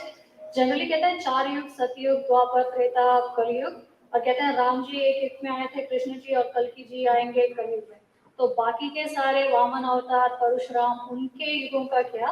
और क्या सतयुग में we are going to से कि जो देवासुर संग्राम हुआ, अमृत मंथन हुआ, वो सारा सतयुग? So the second one, as I said, there are enough and more books. There are books written now by Rajiv Malhotra ji also, which you can refer. Yeah. So a lot of material out there. There are books, like one of the books I've written, Who Are the Untouchables by Ambedkar ji. I have written about rather in the presentation, right? All those are worth looking at because that present a very different picture from what we think we know of Varna, Jati, all of that. So not going into detail in that one. The Yuga question also, right? The Devasur Sangram and stuff. So we were discussing this yesterday with somebody. All our granthas can be looked at multiple levels. One is the Adi Bhautik, Adi Daivik, and Adhyatmik. Okay. Which means any incident can be looked at the physical level as we look at Itihasa. Then there is a Devasur level, the cosmic level. What are Devtas at the end of the day? They are the Prakritis. Yeah, how that plays out. And last is the Adhyatmik, where eventually we talk about the Brahma Tattva, and everything is related to that. You see the Sangram, also Sangram within yourself. Yeah, you see Ram, Lakshman, Hanumanji, whatever, as a part of your system, and then talk about the Adhyatmik benefits of it. My expertise is at the Adi Bhautik level of the Itihas, where I see we have the Itihas. What do we learn from it? Lot of people talk about lots of things on the Yugas. To me, it does nothing to the lessons that we learn from it. The lessons still remain the same, irrespective of Treta Kal mein hua tha ya Dwapar Yug mein hua tha, whatever. So that has not been my subject of research. Yeah, so I will not answer that. The first one you asked about Uttar Kand, Uttar Ramayana, Uttar Kand, right? Which is, so there has always been a confusion that Uttar Kand Ramayana ka bhag hai ki nahi. Okay. And the confusion or this point comes essentially because of that one incident, Sitaji's Parityag. And then there's Shambhupat, but Sitaji's Parityag essentially, right? What is the consensus view on this? There is no consensus view. Okay. There are lots of scholars nowadays who believe, or rather in the last 100 years, who believe Uttar Kand is not a part of Valmiki Ramayana, and they have very strong reasons to believe so. On the other hand, there are lots others, including a lot of Paramparik Mathas and Acharyas, who believe that Uttar Kand is very much a part of Valmiki Ramayana. Okay. Critical edition also has the Uttar Kand. Lot of commentaries have also been written on Uttar Kand. Lot of stories which are very well known about how Ravan got his Vardhan and all that also come in Uttar Kand. So the issue really is not Uttar Kand. Issue is that incident that we cannot agree with, right? Which makes us feel. There is actually a contradiction. युद्ध कांड में रावण कहते हैं कि मुझे ब्रह्मा जी ने श्राप दिया है. Correct. उत्तर कांड में कहा जाता है कि कुबेर या नल कुबेर ने श्राप दिया. नल कुबेर ने भी दिया है. नल कुबेर ने भी दिया है. So one sec, let me come to that. Yeah. So, but that by itself does not discredit the entire Kanda. There are some controversies within the Kandas as well. So that's the thing. Actually, if you take every point that people who say Uttar Kand doesn't exist, point out, you can give an opposite reason for that as well. Okay? And lots of those debates you will see exist in public. Do I have a stand, point to say that ye hai ya nahi hai? No. Because even nobody has agreed. So how can I take a stand and say hai ki nahi hai? My point was very simple. To talk about what the Shastras say. The references, I could use what we have, which is, I use the Gita Press Ramayana and the critical edition. Both of them have the Uttarakhand. Okay. Now, as I said, the issue really, this controversy wouldn't have cropped up at all, but for this incident largely, right? Because if you see even critical edition of Ramayana, the kind of inconsistencies I was speaking about exist there also, right? So there will always be some interpolations done or that have happened over time. So the issue is this incident. That's why my question is, जैसे नीलेश लोक जी ने रामायण के ग्रह और नक्षत्र के ऊपर timing किया है, क्या उत्तर Ramayan? He has used Uttarakhand as well. Nilesh ji has very much used Uttarakhand to do his dating. Okay. But as I said, the question is that incident. Using that one incident, we are told, अरे आप तो स्त्री द्वेषी समाज हो. Because देखो, नहीं आप नहीं कह रहे, लोग कहते हैं, ठीक है? This is not for you, this is for everybody. People say, देखो सीता जी के साथ क्या किया? अरे forget people who are not even anti-Hindu. There are a lot of people who are very much Hindu, and they're like, वो तो गलत ही हुआ. Shri Ram's ideals are not for this day and age. Even if he had done the right thing, it is not for this day and age at all. Okay? So many people actually say this and actually believe this, and that is why so many people say Mahabharata to theek hai, it is interesting and fun and all that. Ramayana can't even relate to it. And fair enough, if that's the only thing that we focus on, this is what we will take away. इतना सब करके फिर तो त्याग ही दिया ना. इतना ही था तो he should have given up his Rajya also. Why just Sita Ma was sent away, right? So when I had to write the book, when I was writing Ramayana Unraveled, I was also faced with this issue. कि क्या करें? I realized after reading the entire incident that we look at it very emotionally, which we don't really need to do. If we analyze the character of Sri Ram throughout and the incident the way it happened, we may actually be able to understand Sri Ram better. One. And second, as I said, the Itihas is not for us to judge them. The Itihas is for us to learn. So what was the situation? Okay, what was the situation? The situation is this. As we typically know that there is a dhobi who says कि अरे सीता जी पर कुछ बोल दिया. There is no dhobi. There is no dhobi thing in Uttarakhand. Okay. The story comes like this, that Sri Ram is sitting with his with some people who come to visit him. So these are the Nata Natis. Okay. So the actors, performers. Now these guys are connected to the people, right? Even in Arthashastra, it is said that the Rajas should use these guys to get intelligence from the ground. Okay. That's how he's called all of them and he's asking them, Acha, what are people thinking about us? Are they happy with the rule? Are they happy with Lakshman, with Sita ji, with me, vagere, vagere, all of that. So Bhadra, who's one of the Nata, he says, yeah, all good, sab acha hai. They are still talking about of how bravely, without a proper army, just with the Vanacharis, you went and you defeated Ravan. People are still talking about it. And then he goes silent. So Shri Ram is like, what happened? You tell me everything, don't worry, tell me whatever is going on. And Bhadra says, Maharaj, there is one Loka Apvad that is widespread in the Samaj. People are saying that, how come Shri Ram is okay to even keep his wife, who stayed in Ravan's Krida Sthal, Ashok Vatika was a garden, no? So she stayed in his Krida Sthal for a year. How is Shri Ram even okay to get his wife back like this and stay with him so happily? Because of that, we are not even able to control our spouses. They tell us, they cross the line and they tell us, if the king is okay with Sita, who are you to tell us? Right? So this is what people are saying, that the spouses are breaking the usual whatever limitations are expected in a civilized society, and this Loka Apvad is going on.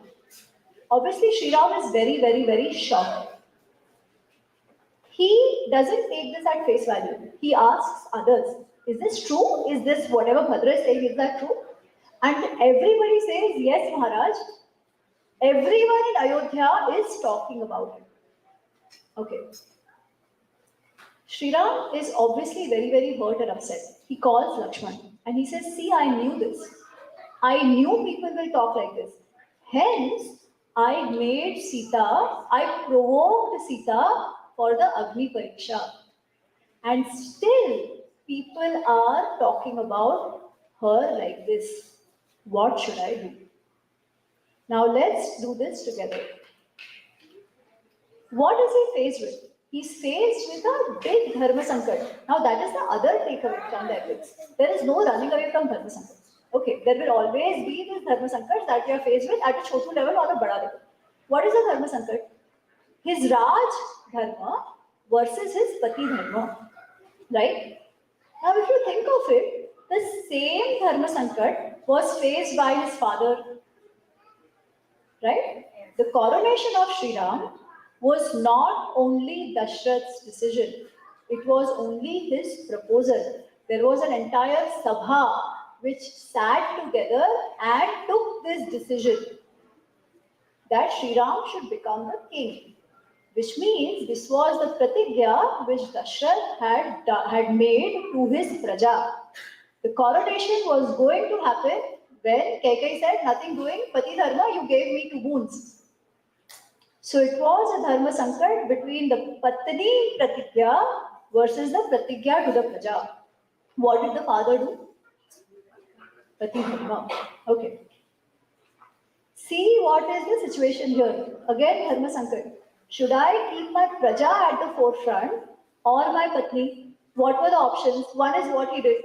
He's saying, fine, I will follow my Raj Dharma and let my Patni go. Even if that makes me suffer for my entire life. Okay. The second option was, he could have said, Chodo Praja, the Praja doesn't accept my wife. I also don't want this kingdom. I will go with my wife.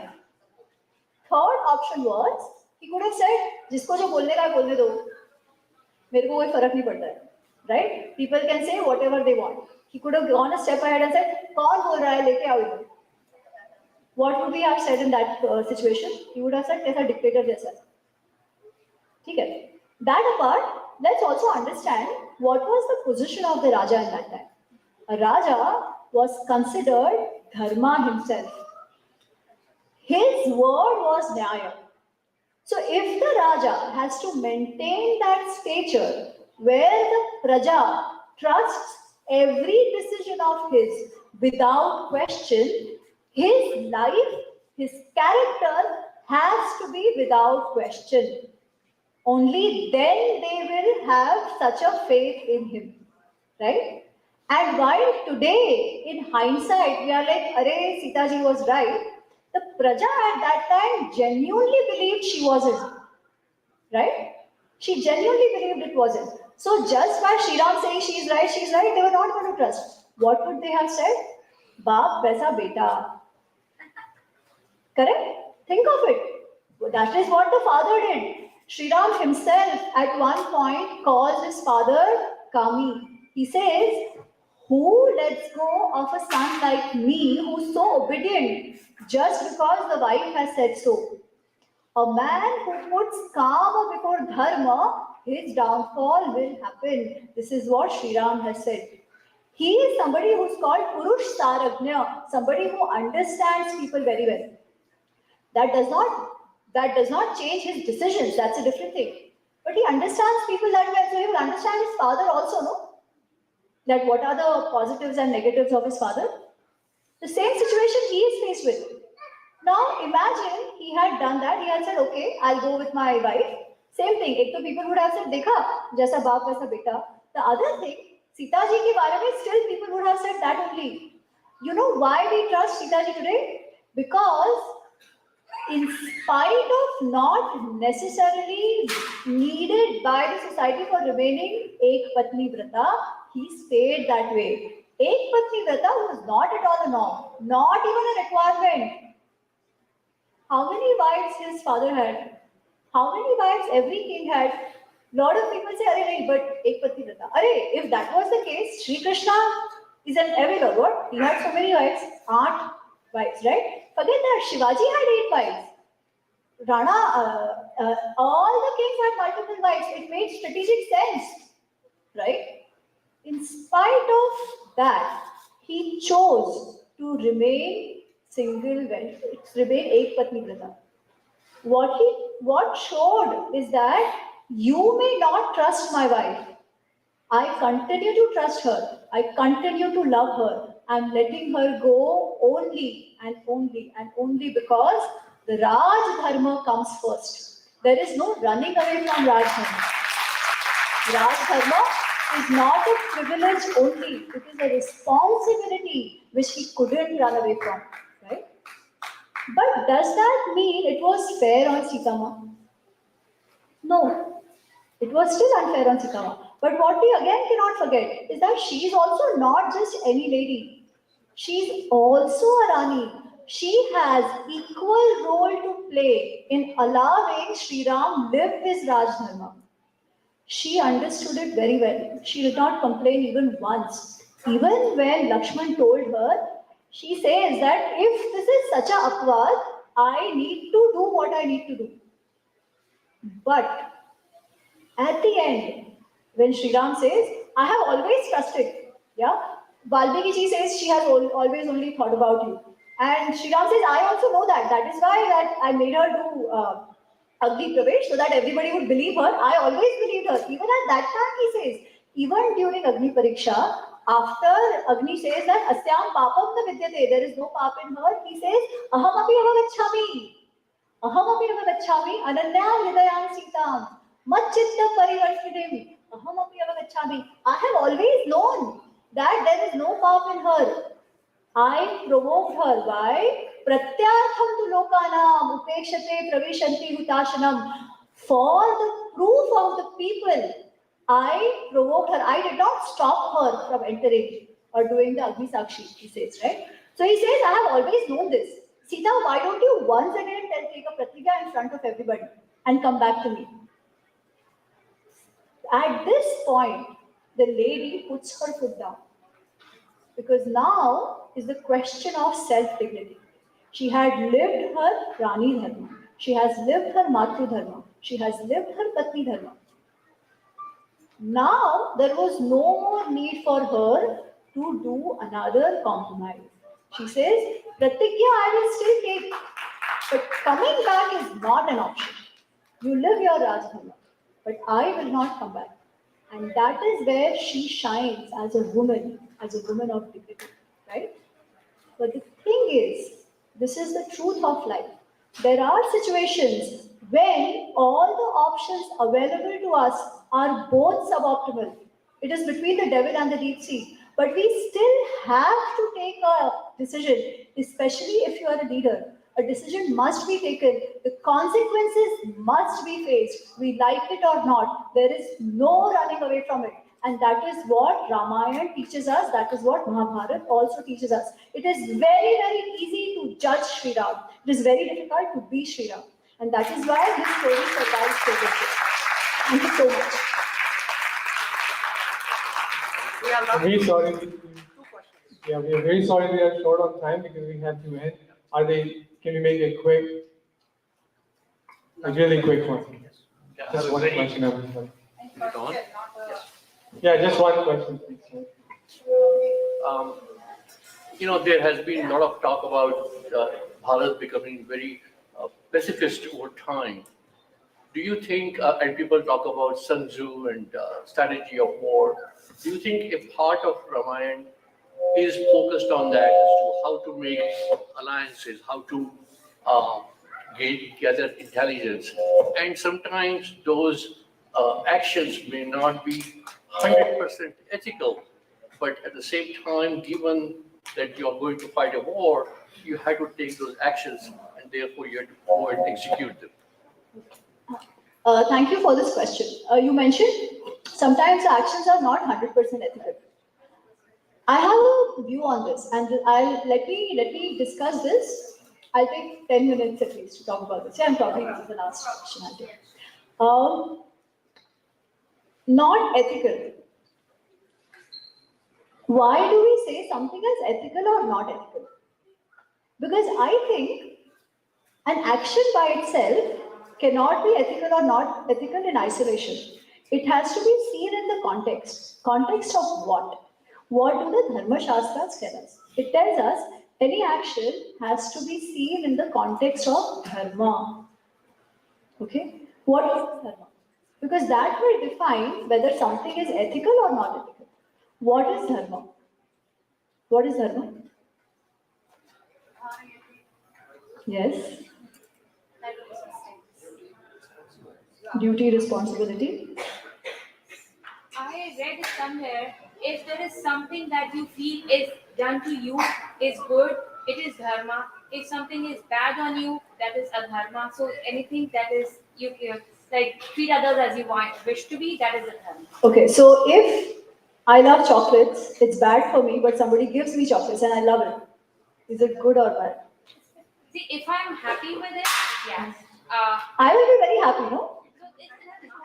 Is it good for me though? I have diabetes. I will be very happy if I am given sweets. See, the other person is doing the dharma. You have to do your dharma by not eating those chocolates from Again, think of it as a mother. Okay, your child will be very happy if you let them eat sweets all day long. Is it good for them? It will not make them happy if you take away that. Right? It will not at all make them happy. They might even curse you. What to do? They will be very unhappy. So does happiness define what is dharma or adharma? Ideally, what is good for you should make you happy. But that never happens. It's always what is bad for you makes you very happy. Such is the ways of life. But anyways, dharma, responsibility, duty, justice, dharyati, dharma you mentioned, I'll come to that. But why do duty, ethics, justice, all these matter? Is the question. Why do they matter? Why do we say that speak the truth? Why do we say non-violence, all of that? These are all ethics virtues, right? Why do they matter at all? What is the end goal? It all depends on how do you define purpose of life, right? Basically, in that context, and if you look at Indian disasters, it starts from there and then it tries to calculate and institutionalize it so that everybody can avail that. Correct. But by and large, when we say na, generalizing that satya matters, ahimsa matters, all of that. Why? And even when we say dharmasya dasha lakshana, we talk about satya, ahimsa, all of that. But why? So in a very simple way, right? It gives you a conflict-free living. So if satya matters, it matters to you. It brings you a conflict-free living for yourself in your own context, right? Expand it. Expand it. Why does it matter? No, correct, but why? Why should it matter to enhance your sattva guna? To have order and discipline in the society. Correct. Why does order and discipline matter? Why do you need a society like that? Differentiate us from the animals and the Rakshas jati. Just that? To have As in, if there is no order and if we live like Rakshasas, so what? How will society progress? And progress and live, sustain, survive. Think of it. If we continue, if there is violence all around, if there is no order, will the society sustain at all? It will get destroyed, right? If I only, consider this body, if I only eat what I like, okay, without taking care of it, will this body survive? Hence, I have to do what is required for me, not what is only that makes me happy, right? Which means, what is the end goal of all the ethics? Sustenance. That is what dharma is. Dharma is the sustainability principle. Dharayati iti dharma, as ma'am said. Dharma, the root word is dhru, which means the root word for dharati is also dhru. Dhru means dharan karna, to uphold and sustain. Only that which upholds and sustains is dharma. Krishna says, Dharanat dharmiti ahu, dharmo dharayati praja, yahasyat dharan sayuktam saha dharmati nishchayaha. Only that which allows sustenance is dharma. Sustenance of what? Any system that we are a part of. It could be the larger society, it could be the family. Which means If I want my family unit to sustain, survive, progress, and grow, I will have to work in a way that sustains, in a way that I have to do my dharma, my kartavya towards that family, right? If I say my way or highway, will this family sustain? No, right? Which means there has to be order, there has to be discipline, everybody has to do their duties as well. And that system should also give benefits to everybody. If it is not giving the benefit, why will I do anything for it, right? So sustenance is a goal, and every action or not action is seen in relation to that. So ethics have to be seen in relation to dharma or adharma. That is why in our shastras we don't use those terms emptily. It is always in relation to dharma or adharma. Now to your question, the war itself of Ramayana and Mahabharata, right? The war itself, by and large, are wars desirable because they lead to so much destruction, right? But what are the texts telling us? Was there an option of non-violence there? No, because again the sustainability principle. Let's take the example of Mahabharata. Pandavas tried for peace till the very end. They said, only 5 gaons. Give us only 5 villages. And keep Indraprasth also, we don't want. That will help our Kutumba survive. What does Duryodhan say? He says, nothing doing. Even a needle stick worth of land, I will not give. Why? Because I cannot live with you. What do you do in this situation? Which basically means, if you do not fight, you let the bully have his way, right or wrong. When a society which is given to such matsya nyaya, badi machli eats choti machli, the aggressive always destroys the peaceful. Will a society like that survive? Which means for a society like that to survive, you will have to take the bully out. By not doing that, you will be doing hinsa on the society, right? So hinsa, ahimsa, ethics, unethics have to be seen in that context. And that's what we see in the epics as well. The biggest is the war. The second you mentioned is Ramayana. Again, the same thing, na? War to hua, destruction to hua, the whole of Lanka is destroyed. But typically, we see Ram as the Maryada Purushottam. Okay? We see him as the Maryada Purushottam. And the ethics thing, because Krishna, so we don't expect only anything. We say, wo to chali kapti hai. At the brink of a ye, he will break the rules. Which is also actually not true. Krishna is an avatar, Sri Ram is an avatar. Why do avatars happen? What does Gita tell us? Yada yada hi dharmasya abhyuthanam dharmasya. What is the next line? Dharma sansthapanarthaya. Avatars come for dharma sansthapan, which means whatever needs to be done for dharma sansthapan, they do it. The maryada is what we are imposing on them. It is still maryada because what they are doing is setting maryada. But the maryada is not how we understand it as only right and wrong. Okay. Let's take one example and I'll stop there. Yeah? The Vali Vali. Because I'll use the Ramayana example. Mahabharata is usually very well understood. Vali Vali, was it ethical or unethical? We are told Vali Vali, Sri Ram killed Vali from behind. He didn't even come in front of him. Vali doesn't even know that Sri Ram is going to kill him. Is it ethical or unethical? It is ethical. Why? Because I had a friend who had this, Ram was not good and, he did the Bali work. If he was Vishnu, he would have just gone and not killed, had so many things. But being in the capacity of human, he was there projecting and doing everything that we as humans can do. And Bali did the karma of an animal by taking away someone's wife and being not being right to the brother. So he had to be killed as an animal in ambush. Okay, fantastic. So let me explain this. Many times, even some of our scholars become very upset about this incident. That Sri Ram ne kaam to galati kiya. All said and done, this is a stigma on me. Because He's not the Maryada Purushottam the way we want to see him, right? And then there are stories made that actually Vali had a strength. Vali had a vardhan that whoever comes in front of him, he takes away half his strength. So a fair war was never possible, hence Ram did this. Valmiki Ramayana gives no such story. And Valmiki Ramayana, Sri Ram is very clear why he did what he did. Because Vali asks him this question. Vali says, I used to think you are a dharma, you are the protector of dharma, but you are not. You are a dhungi. He pretty much says that. He says you're wearing clothes of a tapasvi, but you are not following dharma at all. He says you are like that fire, which the grass, fire covered by grass.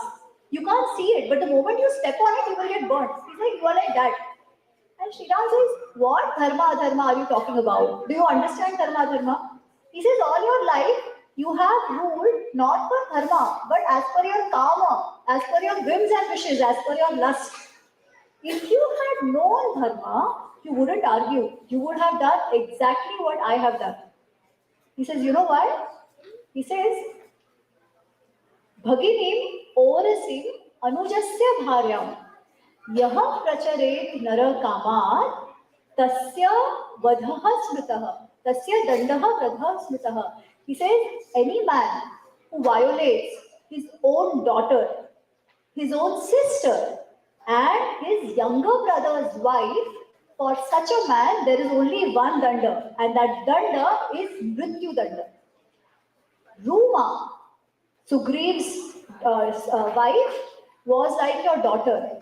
Your daughter-in-law, because Sugriv is your younger brother, while he was still alive against the wishes of Ruma, you violated her. There cannot be a bigger papa that could have been done.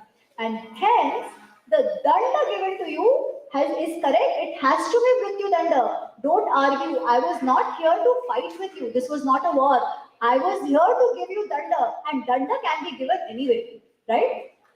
But why? What gives him the right to give danda? That also he explains. He says, we are the Chakravarti Rajas. All of you have accepted that. We are the Chakravarti Rajas. Bharat is the Raja right now. I am his representative here. So, as a representative of the Raja, wherever I see a dharma happening or dharma being broken, I have the right. It is my responsibility to punish. That is what I have done. Extremely clear. There is no ethics and ethics here. Very, very clear. A person who does a dharma, a Raja has to punish that person. But again, remember, it is also the position that matters. Yeah, it is not anybody and everybody who can take a law in their hand. He is the Raja and he is doing what a Raja should do. Then he goes on to explain one more thing. He says, you know where this comes from? This comes from our Dharma Shastras. He says, as a Raja, if I had not given you danda, you know what would have happened? Your papa would come to me and you would become free. Why? Because the Raja is the personification of dharma. As soon as it comes to my notice that you have done something wrong which deserves a danda, karma siddhanta, you do something and you get the karma phala for it, right? So the karma phala on planet Earth or in the Rajya is given by the Raja. If I had not given you danda, you would still be free. Because I know, right? I allowed you to go. The punishment that I should give you, I did not give you, I allowed you to go. So you are cleansed, but that papa would come on me. And hence, giving you danda was my kartavya. It is not my will, it is my kartavya. So don't even argue, accept it and let your karma be cleansed and get swarga. That is what Sri Ram is saying. Right? So that is how even ethics are understood.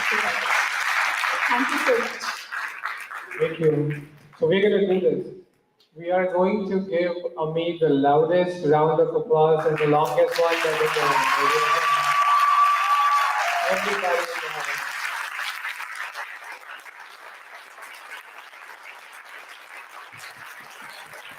Thank you so much.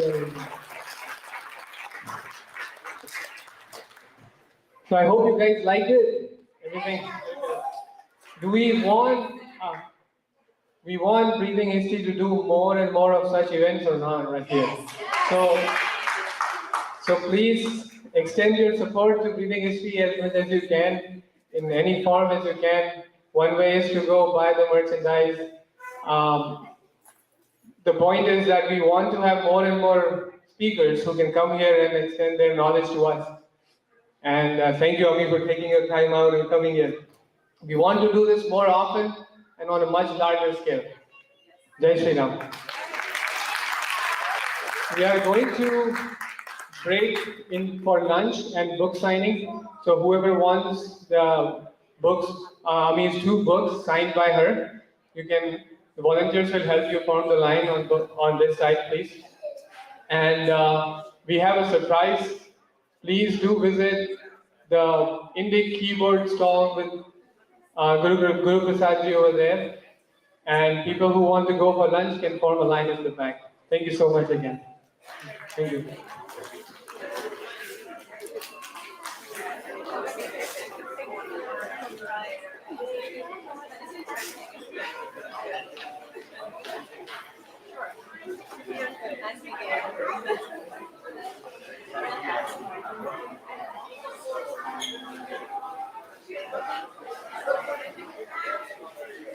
Oh, I'm so sorry. I just forgot one very important thing. Can I please ask Sri Ramji to come on the stage to give a vote of thanks and a memento to Amiji, please? So sorry.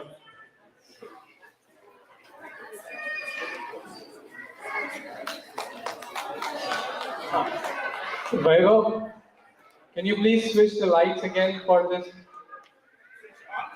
ये वाली पीछे hall की बंद करना. Turn off the hall light.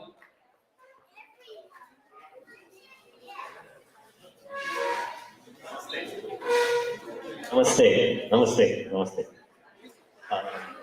So, wow, what a session. Wasn't it amazing? Yes, all of you. It was an amazing session. Thank you very much. Personally, I learned at least 3 new things today. So, dhanyawada for teaching all of us, for teaching me. There are many things that make this possible. First of all, Amiji's foray into studying, spending that time. I'm sure it must have taken a lot of time and dedication. So thank you for putting that time. And secondly, making it available to us, having come here and making it available to us, so many people that you travel and tell it to. Thank you for that. And 3, a person like Varunji and the organization to make this happen. Many times things like this do not happen because yojakas tatra durlabhaha, a person or an organization to coordinate and make this happen. So all the organizers here who made this happen, bahu bahu dhanyawada. And of course, if all of us are not here, then the event is not here. So thank you for coming here and making this happen. We hope to see more and more of this in future. Amiji, thank you once again for coming and making this happen. Dhanyawada. Shubha.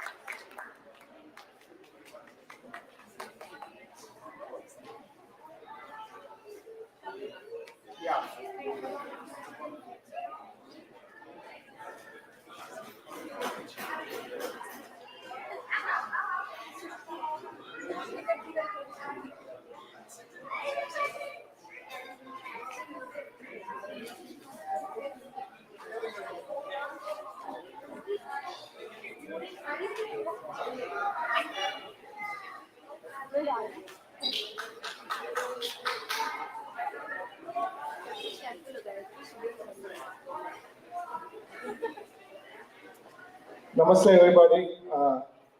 Thank you all for attending. It's a beautiful event. My name is Guru Prasad.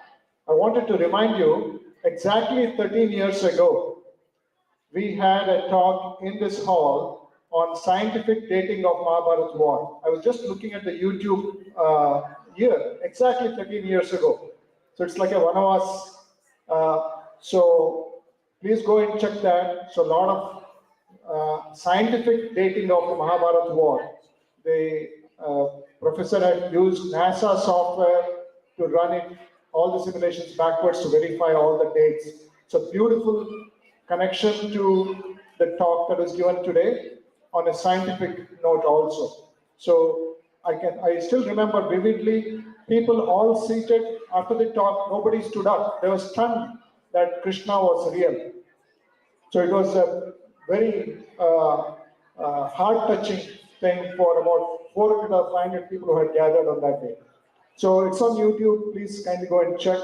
And a lot of the facts that was said today was very, very important so that we can instill that into our children. I'm here before you to talk very briefly, very briefly on an Indian keyboard project. So this is a keyboard that we have designed for all Indian languages. And we want to put it in a lot of schools in India. And most important, I wanted to also tell that Tulu Ramayana is one of the ancient Ramayana. We are able to type in this keyboard, the whole language has become alive. But we need scholars from 3 disciplines, from Sanskrit, Tamil, and Tulu to decode it. So we have a very ancient Tulu Ramayana that is now in a digital form. We are able to convert it from Tulu to Devanagari and Kannada scripts. And we have some keywords, but we need scholars to help in decoding. So maybe some of the questions that was addressed today on Ramayana may be in those poetic Bhagavatam style Tulu Ramayana. Thank you all for coming and attending this wonderful talk. And please, those of you who have children, please bring your textbooks home, social study textbooks home, so you can check some of the things that was mentioned today. It's very important because we don't know what's written in the textbooks. So we had a Dharma conference in Orlando where we uncovered a lot of this, and we then went and changed the textbooks. Both in Florida and California, we had to go to the court for 10 years. So a lot of facts about our Dharma was not there. So please make sure that the right things about Hinduism is mentioned in the current textbooks in the United States. And also we gave the book India Unraveled to all the libraries of the schools. So that had a lot of facts that children and this, academicians could understand. Thanks again. So everything is real. Dharma is the truth. Kindly instill that in all of your children. And thank you so much.